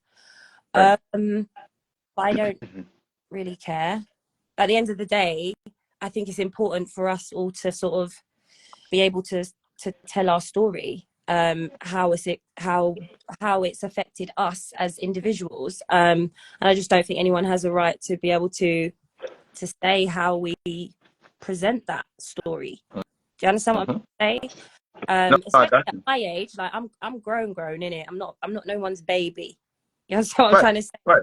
I might always be my dad's baby, but I'm not a baby. I'm a grown woman. Um, so it's a bit different for me. I think if it was maybe 10, 15 years ago, I Mm. probably wouldn't be as open as I am now. Um, but you know, I'll be 40 in 4 years' time. I'm not a baby. You get what I mean? I feel that. I feel that. I Oh feel yeah. that. Um, well, I asked that because, like, from my experience, again, I've never even looked for the validation from anyone, kind of thing. Like, um, I had an uncle who, like, he ultimately wanted me to be something else. Like, he like constantly, even before I started doing music, he just constantly was like, "Yo, you should fill out a state test, you know, and go for a city job or something like that. You know, be a cop, be a trash man or something like that. You know, and at one point, you know, I want to say that I was kind of like feeding into it, Mm. but then I discovered music. You know, well, making music. You know, because I never actually wanted to be, you know, a rapper, you know, or artist in general. Like it just never came to me. Like, you know, like it just wasn't something that I just woke up and was like. A lot of people, like you said, you discovered it at a young Mm. age. Um, yeah, it wasn't until I was like about 17, 18 to where I like really was like, all right, cool, I can put together words and stuff. And it just started like happening in my brain or whatever. But when I realized, like when I figured out how to translate it to the page, I started just like talking about like actual life, you know, and I didn't know what else to write about. I didn't like, you know, it was cool to like see like my like idols, so to speak, talking about the cars and the jewelries and the women and whatever the case Mm. is. But I knew that that wasn't my life, so I couldn't like, you know. And then a lot of people knew me personally, so imagine, you know, if I were to like to my high school, because I started rapping, I want to say mid sophomore year, junior year. Like that's What's when that people like? really 16? started. What's that like? 16, 15, 16? Mm, Yeah. okay. Well, yeah, 15, 16, yeah. Okay. Um, so when when I like released my first album, I played it for my mom, like again, not like to seek the approval, but I just kind of wanted to see her reaction. Yeah. And Why the did you want to see her only, reaction though? Why? huh? Are you sure Why? it's to seek approval? Why would you want to see her reaction? What did you It want? wasn't approval. It was just that I was making this music and she had no idea of it, Okay. and I kind of like just wanted like so I never really had like a talkative relationship with my mom, so I never got to like tell her about things that I was Okay. into, you know. And for me, I always felt like it was hard because I have an older brother, but I didn't like grow up with him, so I was always, with my sisters. One of them is in the chat now. Um, Hi. yeah, so like just growing up around my sisters, my mom like mostly favored them in a sense of like because they're women, so like it was easier to I guess connect with them, so to speak. And my father wasn't really around, and the male figures that I had in my life, they were very present. My uncles were like very around, my cousins, also as well. Um, but being, go ahead, yeah, but being that they never knew that I was into music, it was kind of like I just want to show you what I'm doing, Okay. you know. Again, like my mom, she also wasn't really like very supportive of a lot of stuff that I was doing. And I don't think it was like she didn't like it. I think it was just that she didn't come from that. Like I was very athletic as a young kid. I played damn near every single sport. Um, and I didn't get to join any teams because she didn't sign the paperwork. When I wanted to go to college, she didn't want to fill out the FAFSA stuff, and I don't know honestly what was going through her brain at the time, but I kind of like just wished, again, not seeking approval, but it was like I wish you kind of understood what I was trying to do with all of this kind of thing. So going back to the album, the only song that she really picked up off of that album was the song called "Fuck You," and it wasn't it wasn't like a disrespectful song. Like I'm just like F you, F you, F you, dropping F bombs. This song literally has a bunch of F bombs, but if you listen to it, I'm basically just saying, I don't care what you think of me. I'm doing this, Yeah. F you, Yeah. kind of thing. And but that was the only song that like really stuck to her. Like she kept like giving me like weird looks after that. So then I got like the Probably bright 'cause idea of to cursing. like, Yeah. Probably huh? the cursing more than Yeah, anything. yeah, yeah. Most likely, because like most of the album was like very clean, and then you had that one song where Yeah. I'm like F F F F F. Yeah, so it definitely stuck out to her for that. Um, but then comes the second album because I've always like tried to like just show her new music and like just to show her like yo I'm growing with this, like it's not exactly just the F you song. I have more stuff that I'm doing again, not for approval, but just to show you that I'm doing Yeah. different things. Yeah. Um, and then my uncle, I think probably with my uncle, I was trying to get the approval because I was trying to show him that, it's much more than being a janitor, security guard, or whatever you wanted me to be. Yes, that is true. She did that for Fatherless too. But the difference with Fatherless is that my mom, I brought her to a show. I brought her to a show, and the very first show I brought her to, I performed the song "Get High," and I had no idea she liked I that love that song. tune. Like Yeah. when I tell you, my mom was front row at the show, two drinks in her hand, So nice. going off, Oh, singing, that's so nice. huh?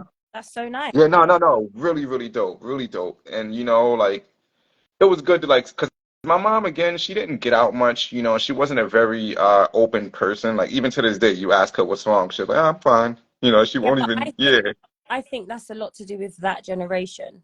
Do you know what I mean? That's yeah, why yeah, you know, just taking it just a tiny bit from music in regards to how our parents showed up. They've come from, for me, my parents were like the second generation here. My gran was born in the Caribbean. She came here. So she came mhm. here with her ways, you know what I mean? Live, Right, right, right, you need to get a job and you need to be able to pay your bills, blah, blah, blah. And so I believe that our parents, that particular generation, was running off of that. So your right, uncle and your mum telling you forget all of the sports and this and this and that. You need to go find yourself a job. I think stems from a place of fear in them. Do you get what Understood. Yeah. yeah, that's what I think. Do you know what I mean? And I see it with my dad. You know, at the moment, at one point, I was working like 3 jobs. I was doing my music, you know, with my kids, doing what I was doing. I recently had a knee injury, and I basically just said to my dad, like, I'm not going back to work until the end of the month. Right now, I just want to focus on my music. And he barely said anything, but I'm telling you now, I felt the fear in his breath, like, you know what I mean? Like, she needs to be in a job. Right. She can't be without a job for a month. Like, is she crazy kind of thing? Because in their Right. head, it's about going to work, paying the bills, going to work. But for me, I Right. refuse to be a sheep in that sense. Thank I you. mean, and also, I believe that monkeys see, monkey do, not what monkeys say.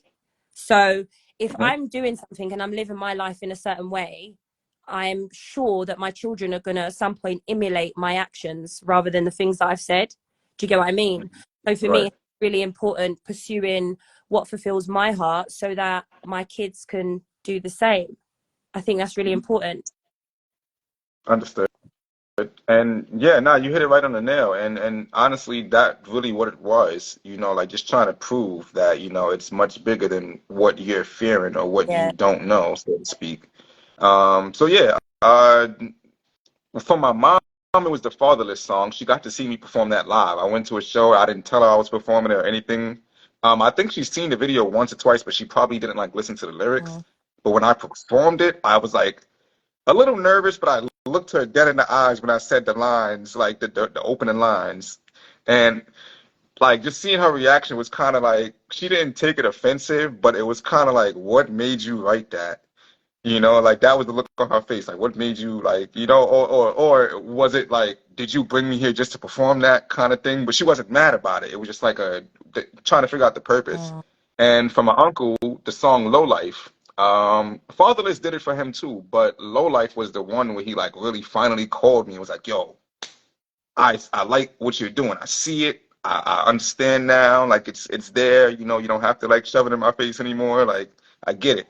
Um, yeah, so and then it comes again like full circle where now you're a parent, I'm an uncle, and I try to like introduce this to my nieces and nephews, you know, and I'm pretty sure now your kids are very aware of what you're doing, you know. So was that like a easy, I guess, transition to like what's going on, Shiloh? He's from the UK as well too, my guy Shiloh. He engineered two two two of the tracks on the album. No, he produced. So I keep on mixing it up. He produced two and he engineered one. So he's definitely got some prints on the album. Okay. But talk about the transition to like teaching your kids what you do and showing them that, you know, I guess there's a way outside of the robotic system.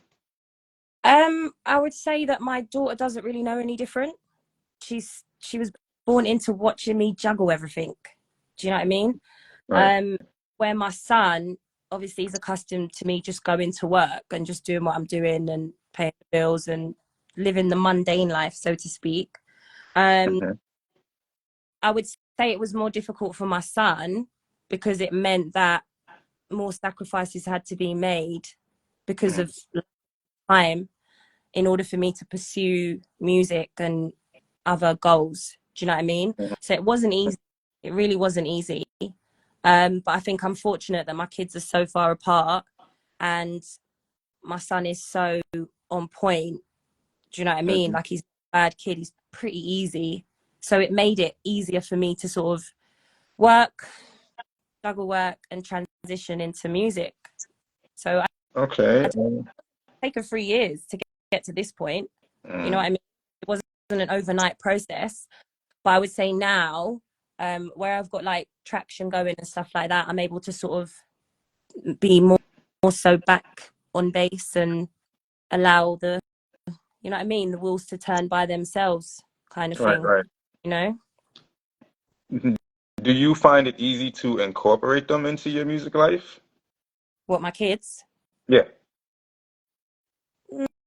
Like, say, Mm, for example, would you bring them to the studio, or I seen that you yeah, had them but at a show a my while back? performances as well. It just depends on the venue, innit, and what they're willing to accept, really. Understood. So at the show that we met, did you have any of your kids there? I know you had And like you had a group my there. niece, but my niece is 20. She's a big girl, so Right. Okay. Okay. Got the you. kids, no. Okay. Got you. Yeah. No. It's definitely a transition. For me, uh, outside of my uncle, the rest of my family has like always supported what I've Mm, done. So it was like very easy, like anytime I have a show, if I ask my sisters to come by, they come by. If I ask my mom to come, she's dropping everything. My cousin, he came to my show last night. That was like the first time I seen him in like a whole year. Um, but he's very supportive. Like I have a lot of people in my family that are like very supportive, of what I do. So when it comes to like I guess pushing it down to the younger generation, the only thing about it is that most of the venues I perform in it's like club settings, so I can't even yeah, bring them. yeah, My nephews are much older now. So my oldest nephew, the 19-year-old, I've been, whenever I can, I try to get him into a show or whatever. And I think it comes with the territory now of like being more known. So now I could show up and be like, yo, this is my nephew, let's go, like kind of thing, yeah. you know. But before I would have had to explain like, yo, he's about to be 19 and kind of thing. But it was just me, like I guess trying to like, because they always have questions. They're always questioning the music, and it's like for them, they always see me gone. I'm always out doing a show or like hanging out at some kind of event or in the studio or something like that.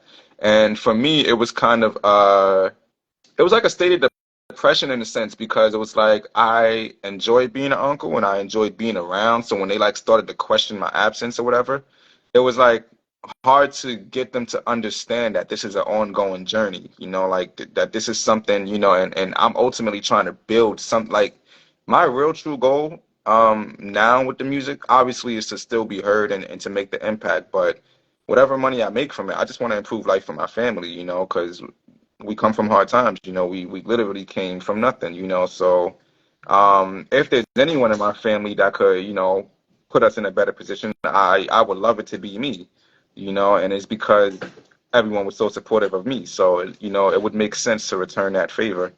But like they only get to see certain, like even now I write music in front of them, at one point, I was kind of like used to like pick my points in time. Like I wait till they're sleeping, or like if they're like doing homework somewhere else, I go in my room, close my door, and I'm writing, Mm. or something like that.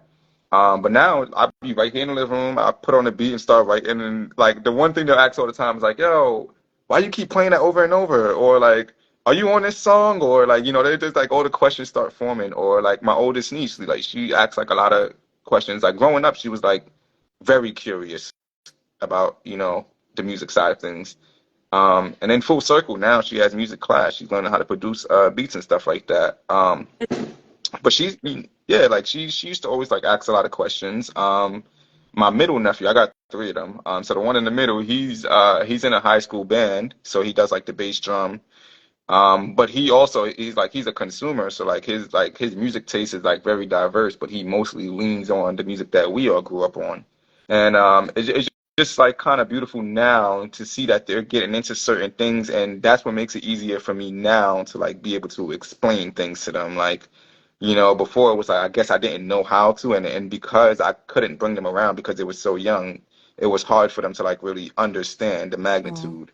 Um, but yeah, now it's definitely a lot easier. I can say I'm going to a show and then I come home and like, they're asking, yo, how was it? Where's the footage? Or like I'll just show them it. Like even now just doing different things like editing and stuff like that, they get to see, that I spend a lot of time doing those kind of things. So that's definitely beautiful. That you were able to It's nice that you have, provide. because to be honest, I've been doing it on my own, just me and my kids. Do you know what I mean? Which wasn't easy, but I feel like it's allowed me to develop a different level of thick skin. Do you know what I Right, mean? right, right.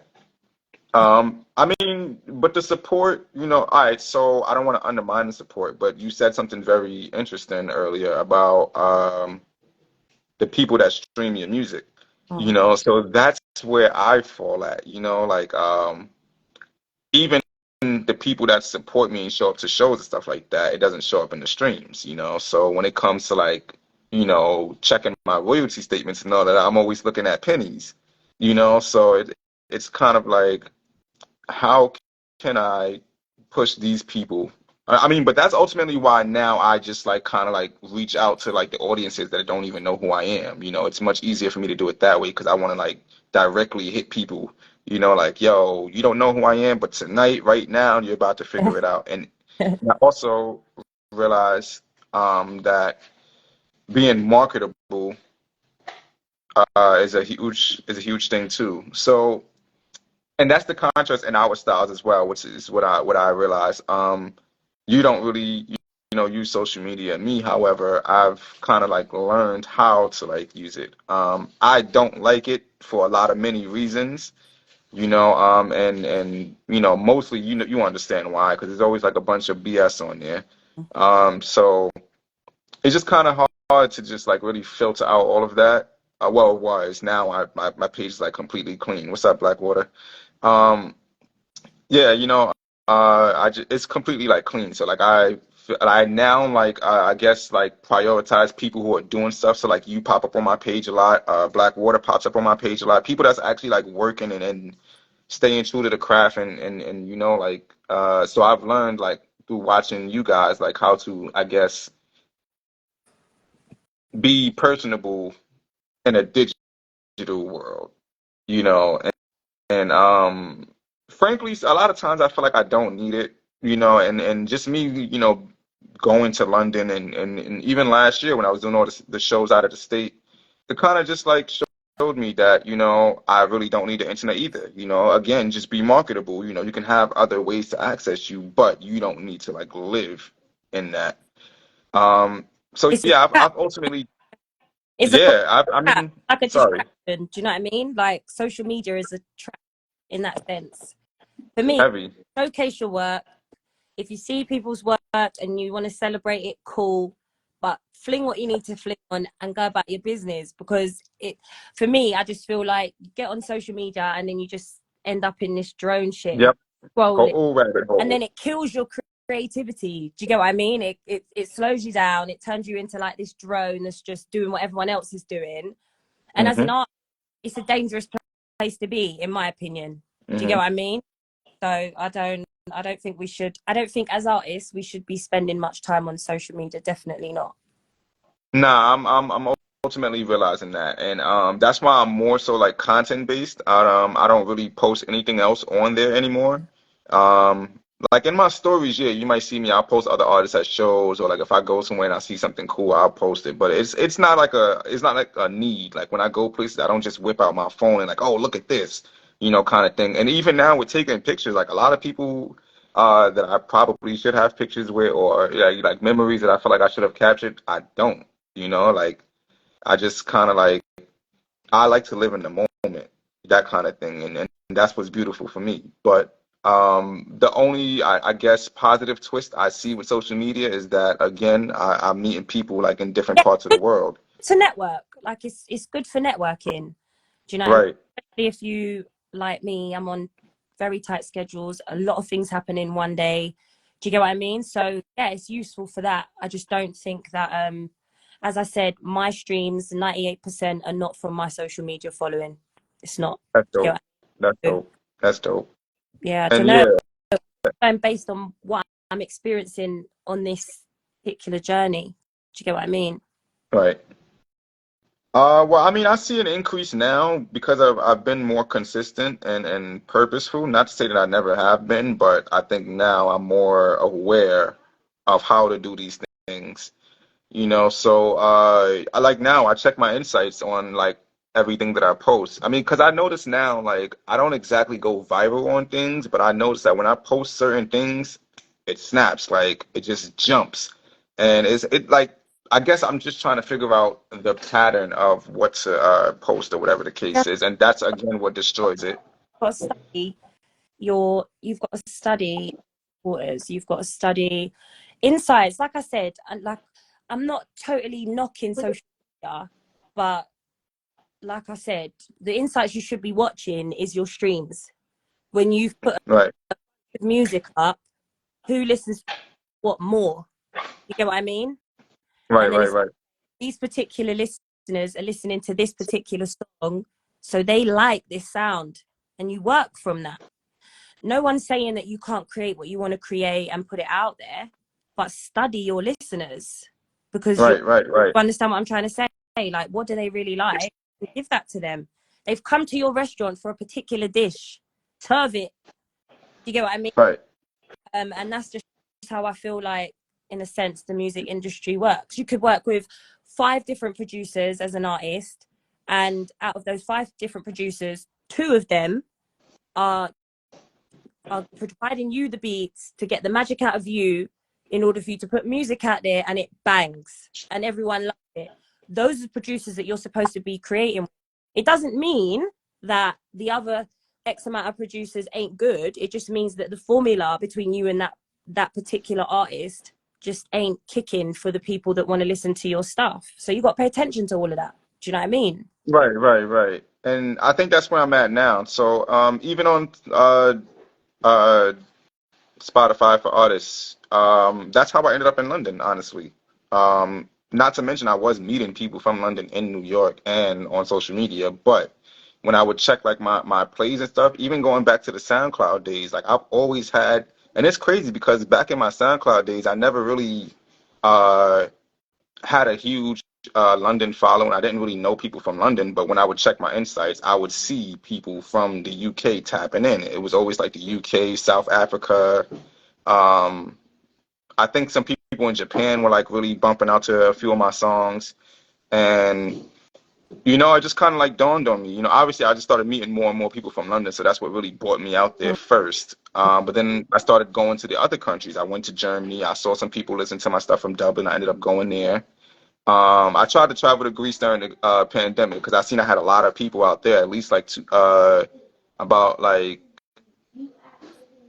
I want to say it was like 180 to like 200. There was the Low Life song that I did. I shot the video in the middle of well, it was between Times Square and Herald Square, so right down the block from Penn Station, Madison Square Garden, and right in the middle of Times Square. And I was meeting a whole bunch of tourists while shooting that video. So that kind of helped as well too. But it's like, like you said, listen to the insights, but I kind of like went straight to those people. Like you said, go to my restaurant and get my specific dish. Yeah, so I was just kind of like, you know what, let me go to these places and like see. And this is how like I really started like climbing the ranks, honestly. So you're 100% right about that. It's definitely a lot of studying to do as far as insights go. But it's quite easy, it's quite easy now that I understand it. But I'm also, I guess what I deal with now is uh, interactions. So, like, let's just say when you drop a video, like on YouTube, right? Do you watch your insights on there? No, No? Why not? I'm just not on that particular app yet. Like I am, but I'm not concentrating on building that app yet. Does that make sense? Like, as I said, I've got tons of things going on. My son also plays professional basketball. My daughter's just started school. Like, there's a lot going on. Do you know what I mean? So I've kind of, now that I feel like I've built a certain traction on Instagram, I've sort of moved over to TikTok. So I'm sort of building that. There's not enough hours in a day to sort of sit and go from one app to the next app to the next app to the next. Yeah, So I trust mean, me, it's tiring. sort of It's just tiring. work with one app on a couple of days and then move to the next app. So even though I'm uploading stuff on YouTube, I'm not fully focused on building it as yet. I'm just not there yet. I'm doing my website and stuff like that. LinkedIn is the one that's really accumulating paid jobs. Do you know what I mean? Oh, for real? So talk about that. How are you doing that through LinkedIn? Put myself up as an artist and let people know what you know what I mean? That take the jobs in it. Do you know what I mean? Right. Sorry, I had to plug in my charger real quick. All right. Um, yeah, no, that's dope. So I've been thinking, to use different outlets like that, like Fiverr, LinkedIn. Um, I'm more of a word of mouth person, so I literally talk to everybody about my music. Like it don't matter where I'm at. When I used to work, I mean, well, it's crazy. When I was like working a lot of jobs, I didn't like speak on it much. Like again, I was always like to myself. So like being at work, I didn't want to make friends with anybody or nothing. But then again started coming out of my shell, so people like witnessed it. Like I would go, when I used to work with kids, my coworkers would like catch me in the multi-purpose room like recording my freestyles and stuff. Like I'm just there like on video like rehearsing my lines and getting it right, and then they would come in and like, you need help recording that, you want me to hold the camera, or like stuff like that kind of thing. So then from there they would listen to it and kind of just be like, yo, that's dope. When I started working a delivery job, at the time I also started the business too, the edibles business. So it was like, like you kind of just don't want too many people in your business, so to speak, Yep. that kind of thing. Um, yeah, yeah, but no, now I just kind of like, no matter where I go, I make sure I tell someone about the music. Like, so even if it's like not all a million people I encounter in a day, I make sure at least 5 people that I walk past in a day or talk to or whatever that I mention that I do music. Like, Good. um, I was a bit more like that. I'm proper not like that. People, when I say, they're like, "What do you do?" I'm like, "I'm a singer songwriter," and they're like, "What?" You know what I mean? Especially if I'm yeah, like my day job and stuff like that. Oh, so what are you up to this weekend? I'll be like, "Oh, I'm performing." They're like, "What?" And then they look at me and then they're like, "Do you know what? You look like a performer," kind of thing. I'm like, "Yeah, because I mhm, shouldn't be doing." You know what I mean? But yeah, so I get that. I get that as well. yeah, nah, um, I had another question, I'm not gonna lie, but we was touching on the whole insights and recognizing your population. Okay, there it is. So are you familiar with like the let me say this correctly, monetization of your work? Yeah. Um, okay, so you are like registered on all platforms, not just your distribution. Like I Yeah. believe there's like Like 4 levels of. out recently because I was like, what do they call it? Monetized or something like that. So like when I put up covers and stuff like that on my page, it gets blocked Mhm. in bare Mm. yeah. Even Oh if I'm yeah, I know about that. Yeah, I know about that. using like an instrumental, or it doesn't have to be the exact music, but I just seem to get blocked all the time. So obviously that Mm. slows down my track and slows down my followers and stuff like that. And then also Mhm. me and my producer found out the other day that when we so say for instance you've got a track that you're about to release in your phone and you're using CapCut, you put a little video together, you put the track on it, we're having issues with that as well, because where the track either not out or it was out, we were being like flagged as copywriting. So that was Mhm. in my page and his page as well. Do you get what I mean? So we had to work Right. that and speak to certain people, and we're still kind of trying to figure that out as well. But yes, it's a bit annoying because I feel like a lot of things have changed recently where they're creating more and more blocks, you know what I mean, on how to showcase your talents, especially music on Instagram and TikTok. They're killing us, man. Nah, Try- yeah, yeah, for real.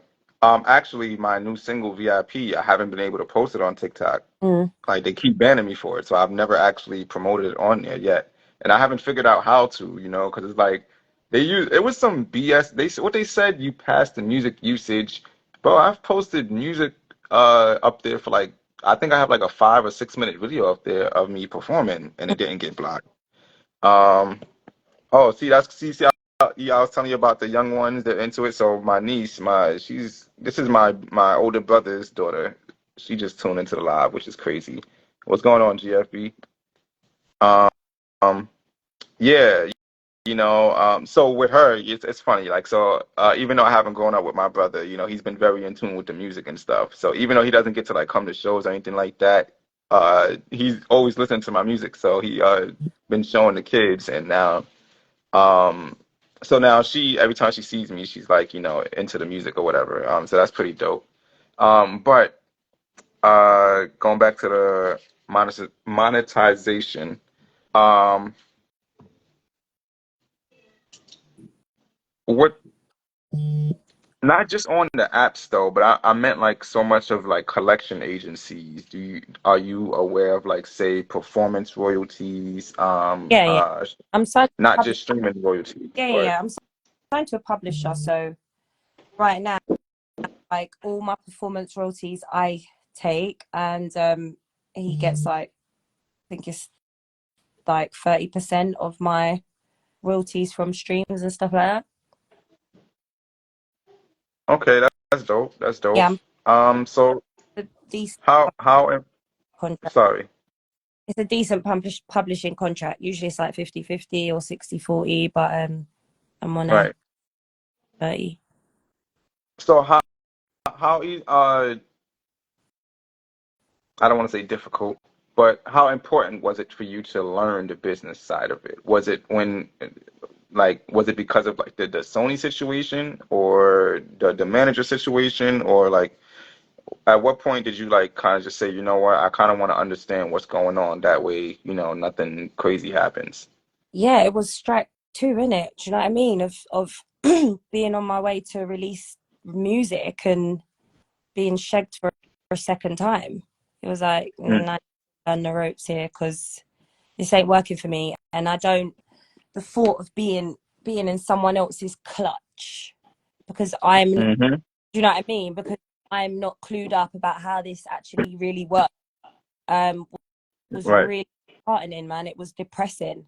Do you get what I mean? So right, I kind of forced myself to learn the ropes. Yeah, definitely. And have made way more traction, as I said, on my own than relying on management, you know? right. Yeah. Thank you, Miracle. I appreciate that. He said the accent for him. Yo, GFB, you got to come out to London, Brody. He's actually making waves out here in New York. He's one of the upcoming artists out here. So he got to start touring, man. He got to come out with me to London and stuff. But uh, I agree with that. So I'm kind of the same thing you was dealing with your manager at the time, or the producer. That's kind of what I'm dealing with now. So on the album, there's one song called Boundaries, Mhm. and so I think I probably like briefed you on the story like a while back when we spoke on some stuff like this. So I met him at a show while I was on tour out there. I got entered into a competition via one of the shows that I did. So I was a finalist. So that's how I ended up meeting him at the other shows. I went to the other shows to see like who else was going to be a finalist, and I ran into him, and like I forgot what the instrument was. It's called a rubab or something like that. It's basically like a guitar made out of tree. Like he's from Pakistan. Okay. So out there, like that's their native instrument, and it's like all of them are made like differently from trees and stuff. So he was playing that. After I performed, he came up and he like wanted to rap for me. Like he was like really fascinated, and he was like, "Yo, I like your style or whatever. Let's work." Mm. But I thought he was talking more so, collabing on like just verses and stuff. But then I found out that he's like an engineer and all of that. I also met Amity, who's 15. Yo, just like how you're powerful out there, and this kid Amity, 16 years old, amazing.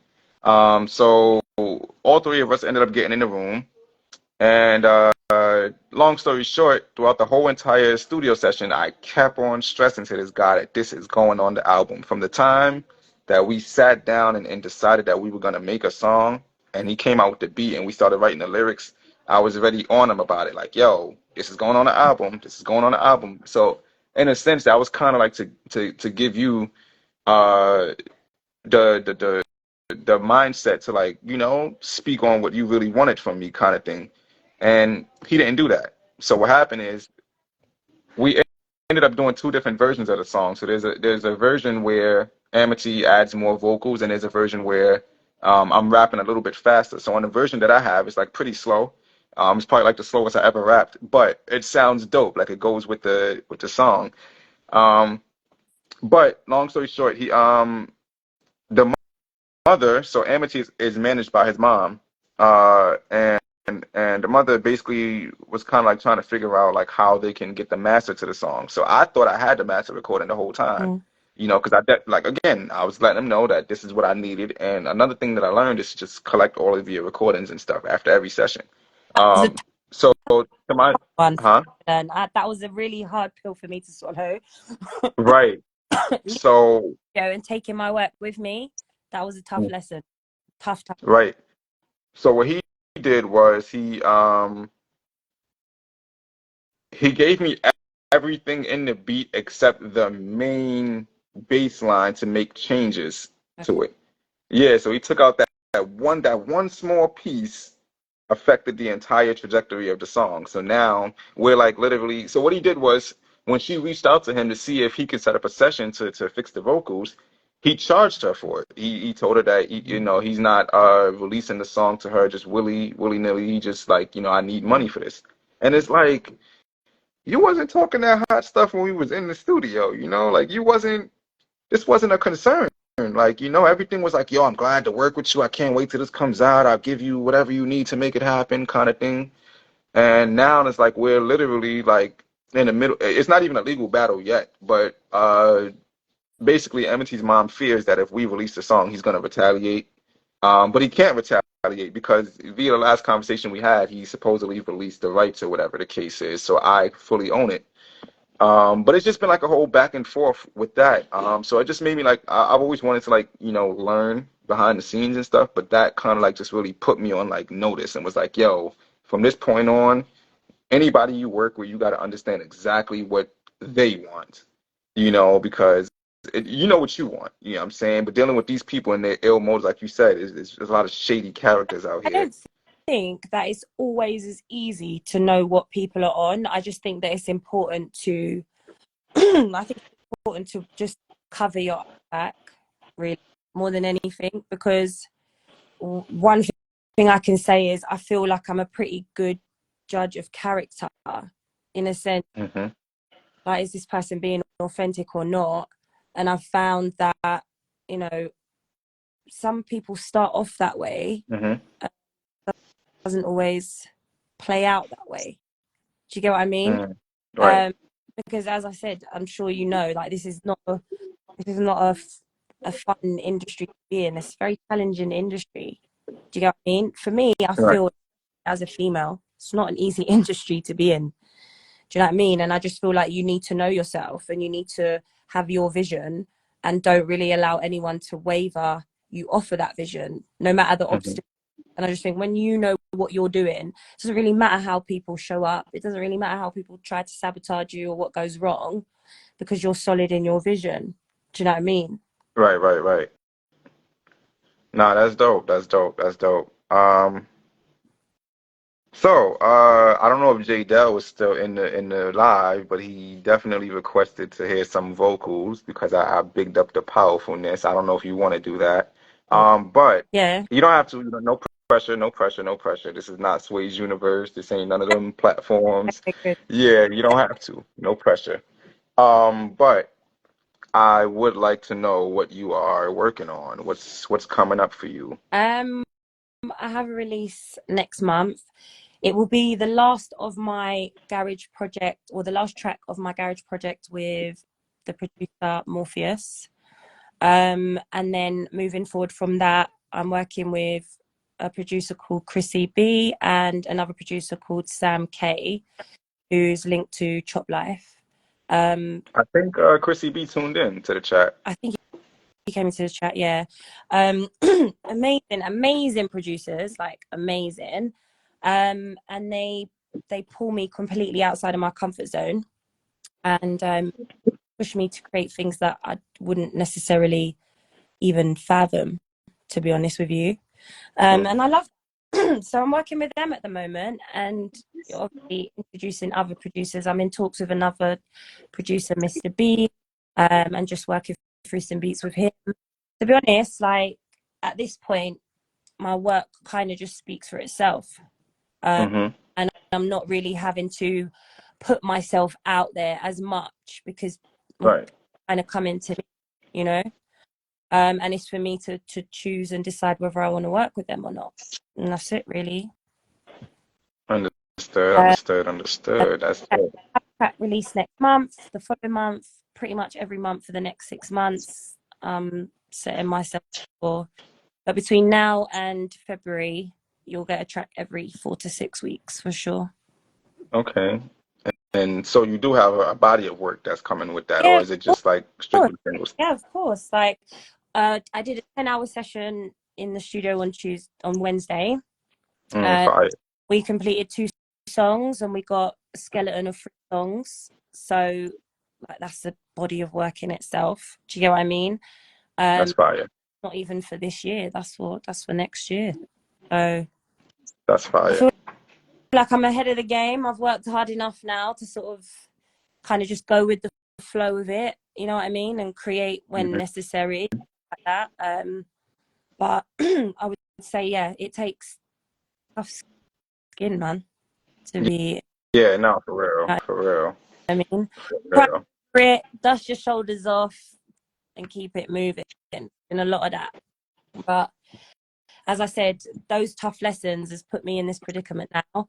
And I wouldn't know the industry like I do now if I hadn't have gone through those tough lessons. So it just is what it is, isn't it? Do you know what I mean? I feel that. I feel that. Well, I'm definitely excited for what you got to come. I've grown to like garage music a little bit more Good. because of you. And no, that's just me being honest. That's me being real honest, because I've had to like really open my mind to like accepting other artists, because being a hip hop artist is kind of like that's all that I was really inspired by, Mm. you know. I mean, obviously, R&B plays its part as well too, but when you discover like there's acoustic music, there's garage music, there's pop music, there's elevator music, there's all types of different, Yep. and I think ultimately for me was just like understanding that everyone has a story to tell, no matter what they're singing about or how they're singing it. Exactly. Yeah. So just like ultimately like learning to, and we come from the era of like listening to lyrics, like we listen to albums front to back just to understand the artists, Mm. so that also played a part as well. And then going to shows is like, networking with certain artists, and even if I didn't necessarily like their music, they gravitated towards mine, and I felt it was only right to check them Yeah. out, so It's like uh etiquette. Do you know what I mean? right. So yeah, no, I just really grown to like love different artists, and you're one of them because again, your message. Like I tend to listen to a lot of artists that have a message as well too. I don't really like listening to music where they just like babbling. Like I'll listen to some, songs, but because it sounds fire or whatever, it gets me hype or whatever. But for the most part, like when I really want to get in tune with something, I'm listening to people who got the message. And it doesn't necessarily have to be like conscious music, like you're always talking about being your better self and whatever. But some people, they have a dope way of telling their stories, and In it's like real it keeps you hooked. life, basically. Yeah, Mm. yeah. So nah, definitely you put garage music on the map for me, and it's still a slow process, but I have to tap more into it. I'm still even learning more of the UK artists. I listen to a lot more UK artists now. Um, Yeah, so I'm just like really growing into like different genres. Actually, the song Boundaries that I mentioned, when you hear it, compared to all the music that I have, that's probably one of the most different songs I've ever done. Actually, the song that you and that I asked you for a hook for, that's also something very different. I mean, it might be hip hoppy or whatever the case is, but when people like hear it, they're gonna be like, wow, this is different. Um, Thank you, Miracle. I love you too. Um, You. but yeah, nah, she's cool, man. She's very dope. But yeah, I guess testing out new sounds myself and like figuring out like, just being versatile, like just kind of like About though, really. about being able to be versatile. Like when I did the 10-hour session, like maybe come up with some crazy beats that are not like typical. I would say like maybe a bit more Jersey house and stuff like that. Right. But not in my comfort zone, not even close. Mm, But creativity that flew out of me mm, was mind blowing for me, if I'm being honest. Do you know what I mean? right. I think it's important for us as artists to listen to all genres. I listen to classical. I listen to like shaman drums. I listen to all kinds of music. Do you know what I mean? If it speaks to my soul, then take it in, Yeah. learn from it. Come on, bro. Get out of here. But then Don't be like, no, but you didn't like he headbutts me all like he does like the whole headbutting thing. He's like, yo, show me attention. You've yeah, been on this camera for a minute. attention. He's been here the whole time. He's the star of the show. He's been just chilling here this whole time. But he just, he's an attention whore. Um, I lost my train of thought actually. So listening to like different genres of music kind of like taught me how to like stretch my sound as well too. There's a song called Next Time. I can't really sing like that on the album, but I performed it a few times in London too, and even out here. And people like it, even though I don't have a very melodic singing voice, it's just like the catchiness of it, like the way I stretch like certain words. So I've been learning that from like listening to genres too. And then I was watching Lupe Fiasco, the Rap Theory, Yeah. and he was basically saying like how one of his albums like sold like multi-million records just because on that particular album he was stretching the letter O and the letter A and whatever like in certain places, and it was like, yo, for real, like it'd be like that. And then also I think I saw a designer, he was saying something about like learning how to use vowels or something like that. Yeah, so ultimately, yeah, it just teaches me how to like stop biting me, man. Yeah, he's very feisty, but yeah, like just being versatile and stuff like that. So yeah, it's definitely being influenced by other genres. It's like getting the trick done for me now because I've tapped into so many different levels of myself. Like even now, like a lot of the people I know now, they don't even know the music that I have out before. Like Get High is probably one of the main songs, but when they listen to the music now, it's like it's a whole different person that they're meeting, because I figured out like a different element to it. Mm. And that's kind of like what you were saying too, like when you was like researching the market and trying to figure out how to make your impact or whatever. So I think subconsciously our interest in other genres definitely influenced that for sure. Okay. So we're reaching the end of things. And I would like you to leave a message for all the people that's watching, for all the musicians or just anyone that's a creative in general. Listen to your heart. That's it. Okay. No one knows your heart. Okay. You know what I mean? I feel like we all got our own built-in intuition, higher self. And I feel like the only thing I can really tell people is to trust that and follow that because there's gifts in it. And that's it. You know what I mean? It's just stay true to your craft, innit, and your vision. It'll That's be good. facts. That's facts. That's facts. So before we leave, do you have any questions or anything you wanted to ask me or I don't think so. oh, you don't have to. It's okay. It's okay. No, we've Maybe it's not my time. got, so I'm good. Huh? I said we've covered a lot, so I'm good. Yeah, I know. What time is it? I feel you. I Like feel you. 4 to 11. My bed's calling me. Club Duvet's like, hello. Yeah, yeah, facts, facts, facts. Yeah, you guys are definitely in the future. But yo, I appreciate you Thanks for having me. for taking the time. You're a really dope artist. Again, Thank, got to keep giving you your flowers. thank. If y'all watching, if y'all listening, go on all streaming sites, Jordan Music. She has a video, All the Little Fires. She got Body Party, anything you need. She has a lot of songs Thank out, but definitely go check them out. She got some visuals to all of those. And just show her some love, man. She's a really dope artist. So you. again, thank you and appreciate you for taking the time. Thanks a lot. Have a good evening. What time is it over there? Like afternoon? I think it's like 7 o'clock, I'll tell you. Oh, wow, it's only 5:45. It's not even 6 yet. It's 5, 6 hours behind. But Yeah, yeah, enjoy that. 5. And I will enjoy Club Duvet and we'll catch up tomorrow. Facts, facts, facts. Appreciate you. Take care. Thank you. Bye. Later. Oh, you gotta exit. Yeah.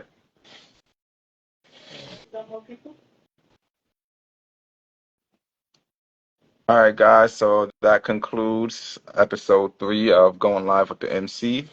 Appreciate everyone that's tuned in. I'm still growing on this whole interviewing thing, so I'm still learning how to uh, ask questions effectively. I'm still learning how to get people scheduled and things of that nature. So I appreciate everyone that's been tuning in, checking it out, showing love in the comments. What's good, Logan? Um, yeah, I appreciate everybody tuning in. This is only getting bigger and better, and this is just the beginning. So yeah, stay tuned. Episode 4 is next Wednesday. I have Shiggy Bars in the building. Um, I do not have a second person yet, so again, if you are a creative or artist of any sort, DM me and I'll book you for a slot. But next week Wednesday, look out for Shiggy Bars, and then next week Friday, we have Shay Alexis. Shiggy he's a dope artist from Far Rockaway, and Shay Alexis, she's a stylist. She's a hairstylist. So this platform is for all creatives, for those that don't know. And Shay is a really dope hairstylist. She styles like a lot of artists that I know, and have them looking right for their shows and stuff. So it's only right to have her on the show and talk about it. And then Shiggy, he's just like me. He's an artist just like me, grinding, making his way. So appreciate you guys, definitely. Tune into the next week episode, and I'll see you then.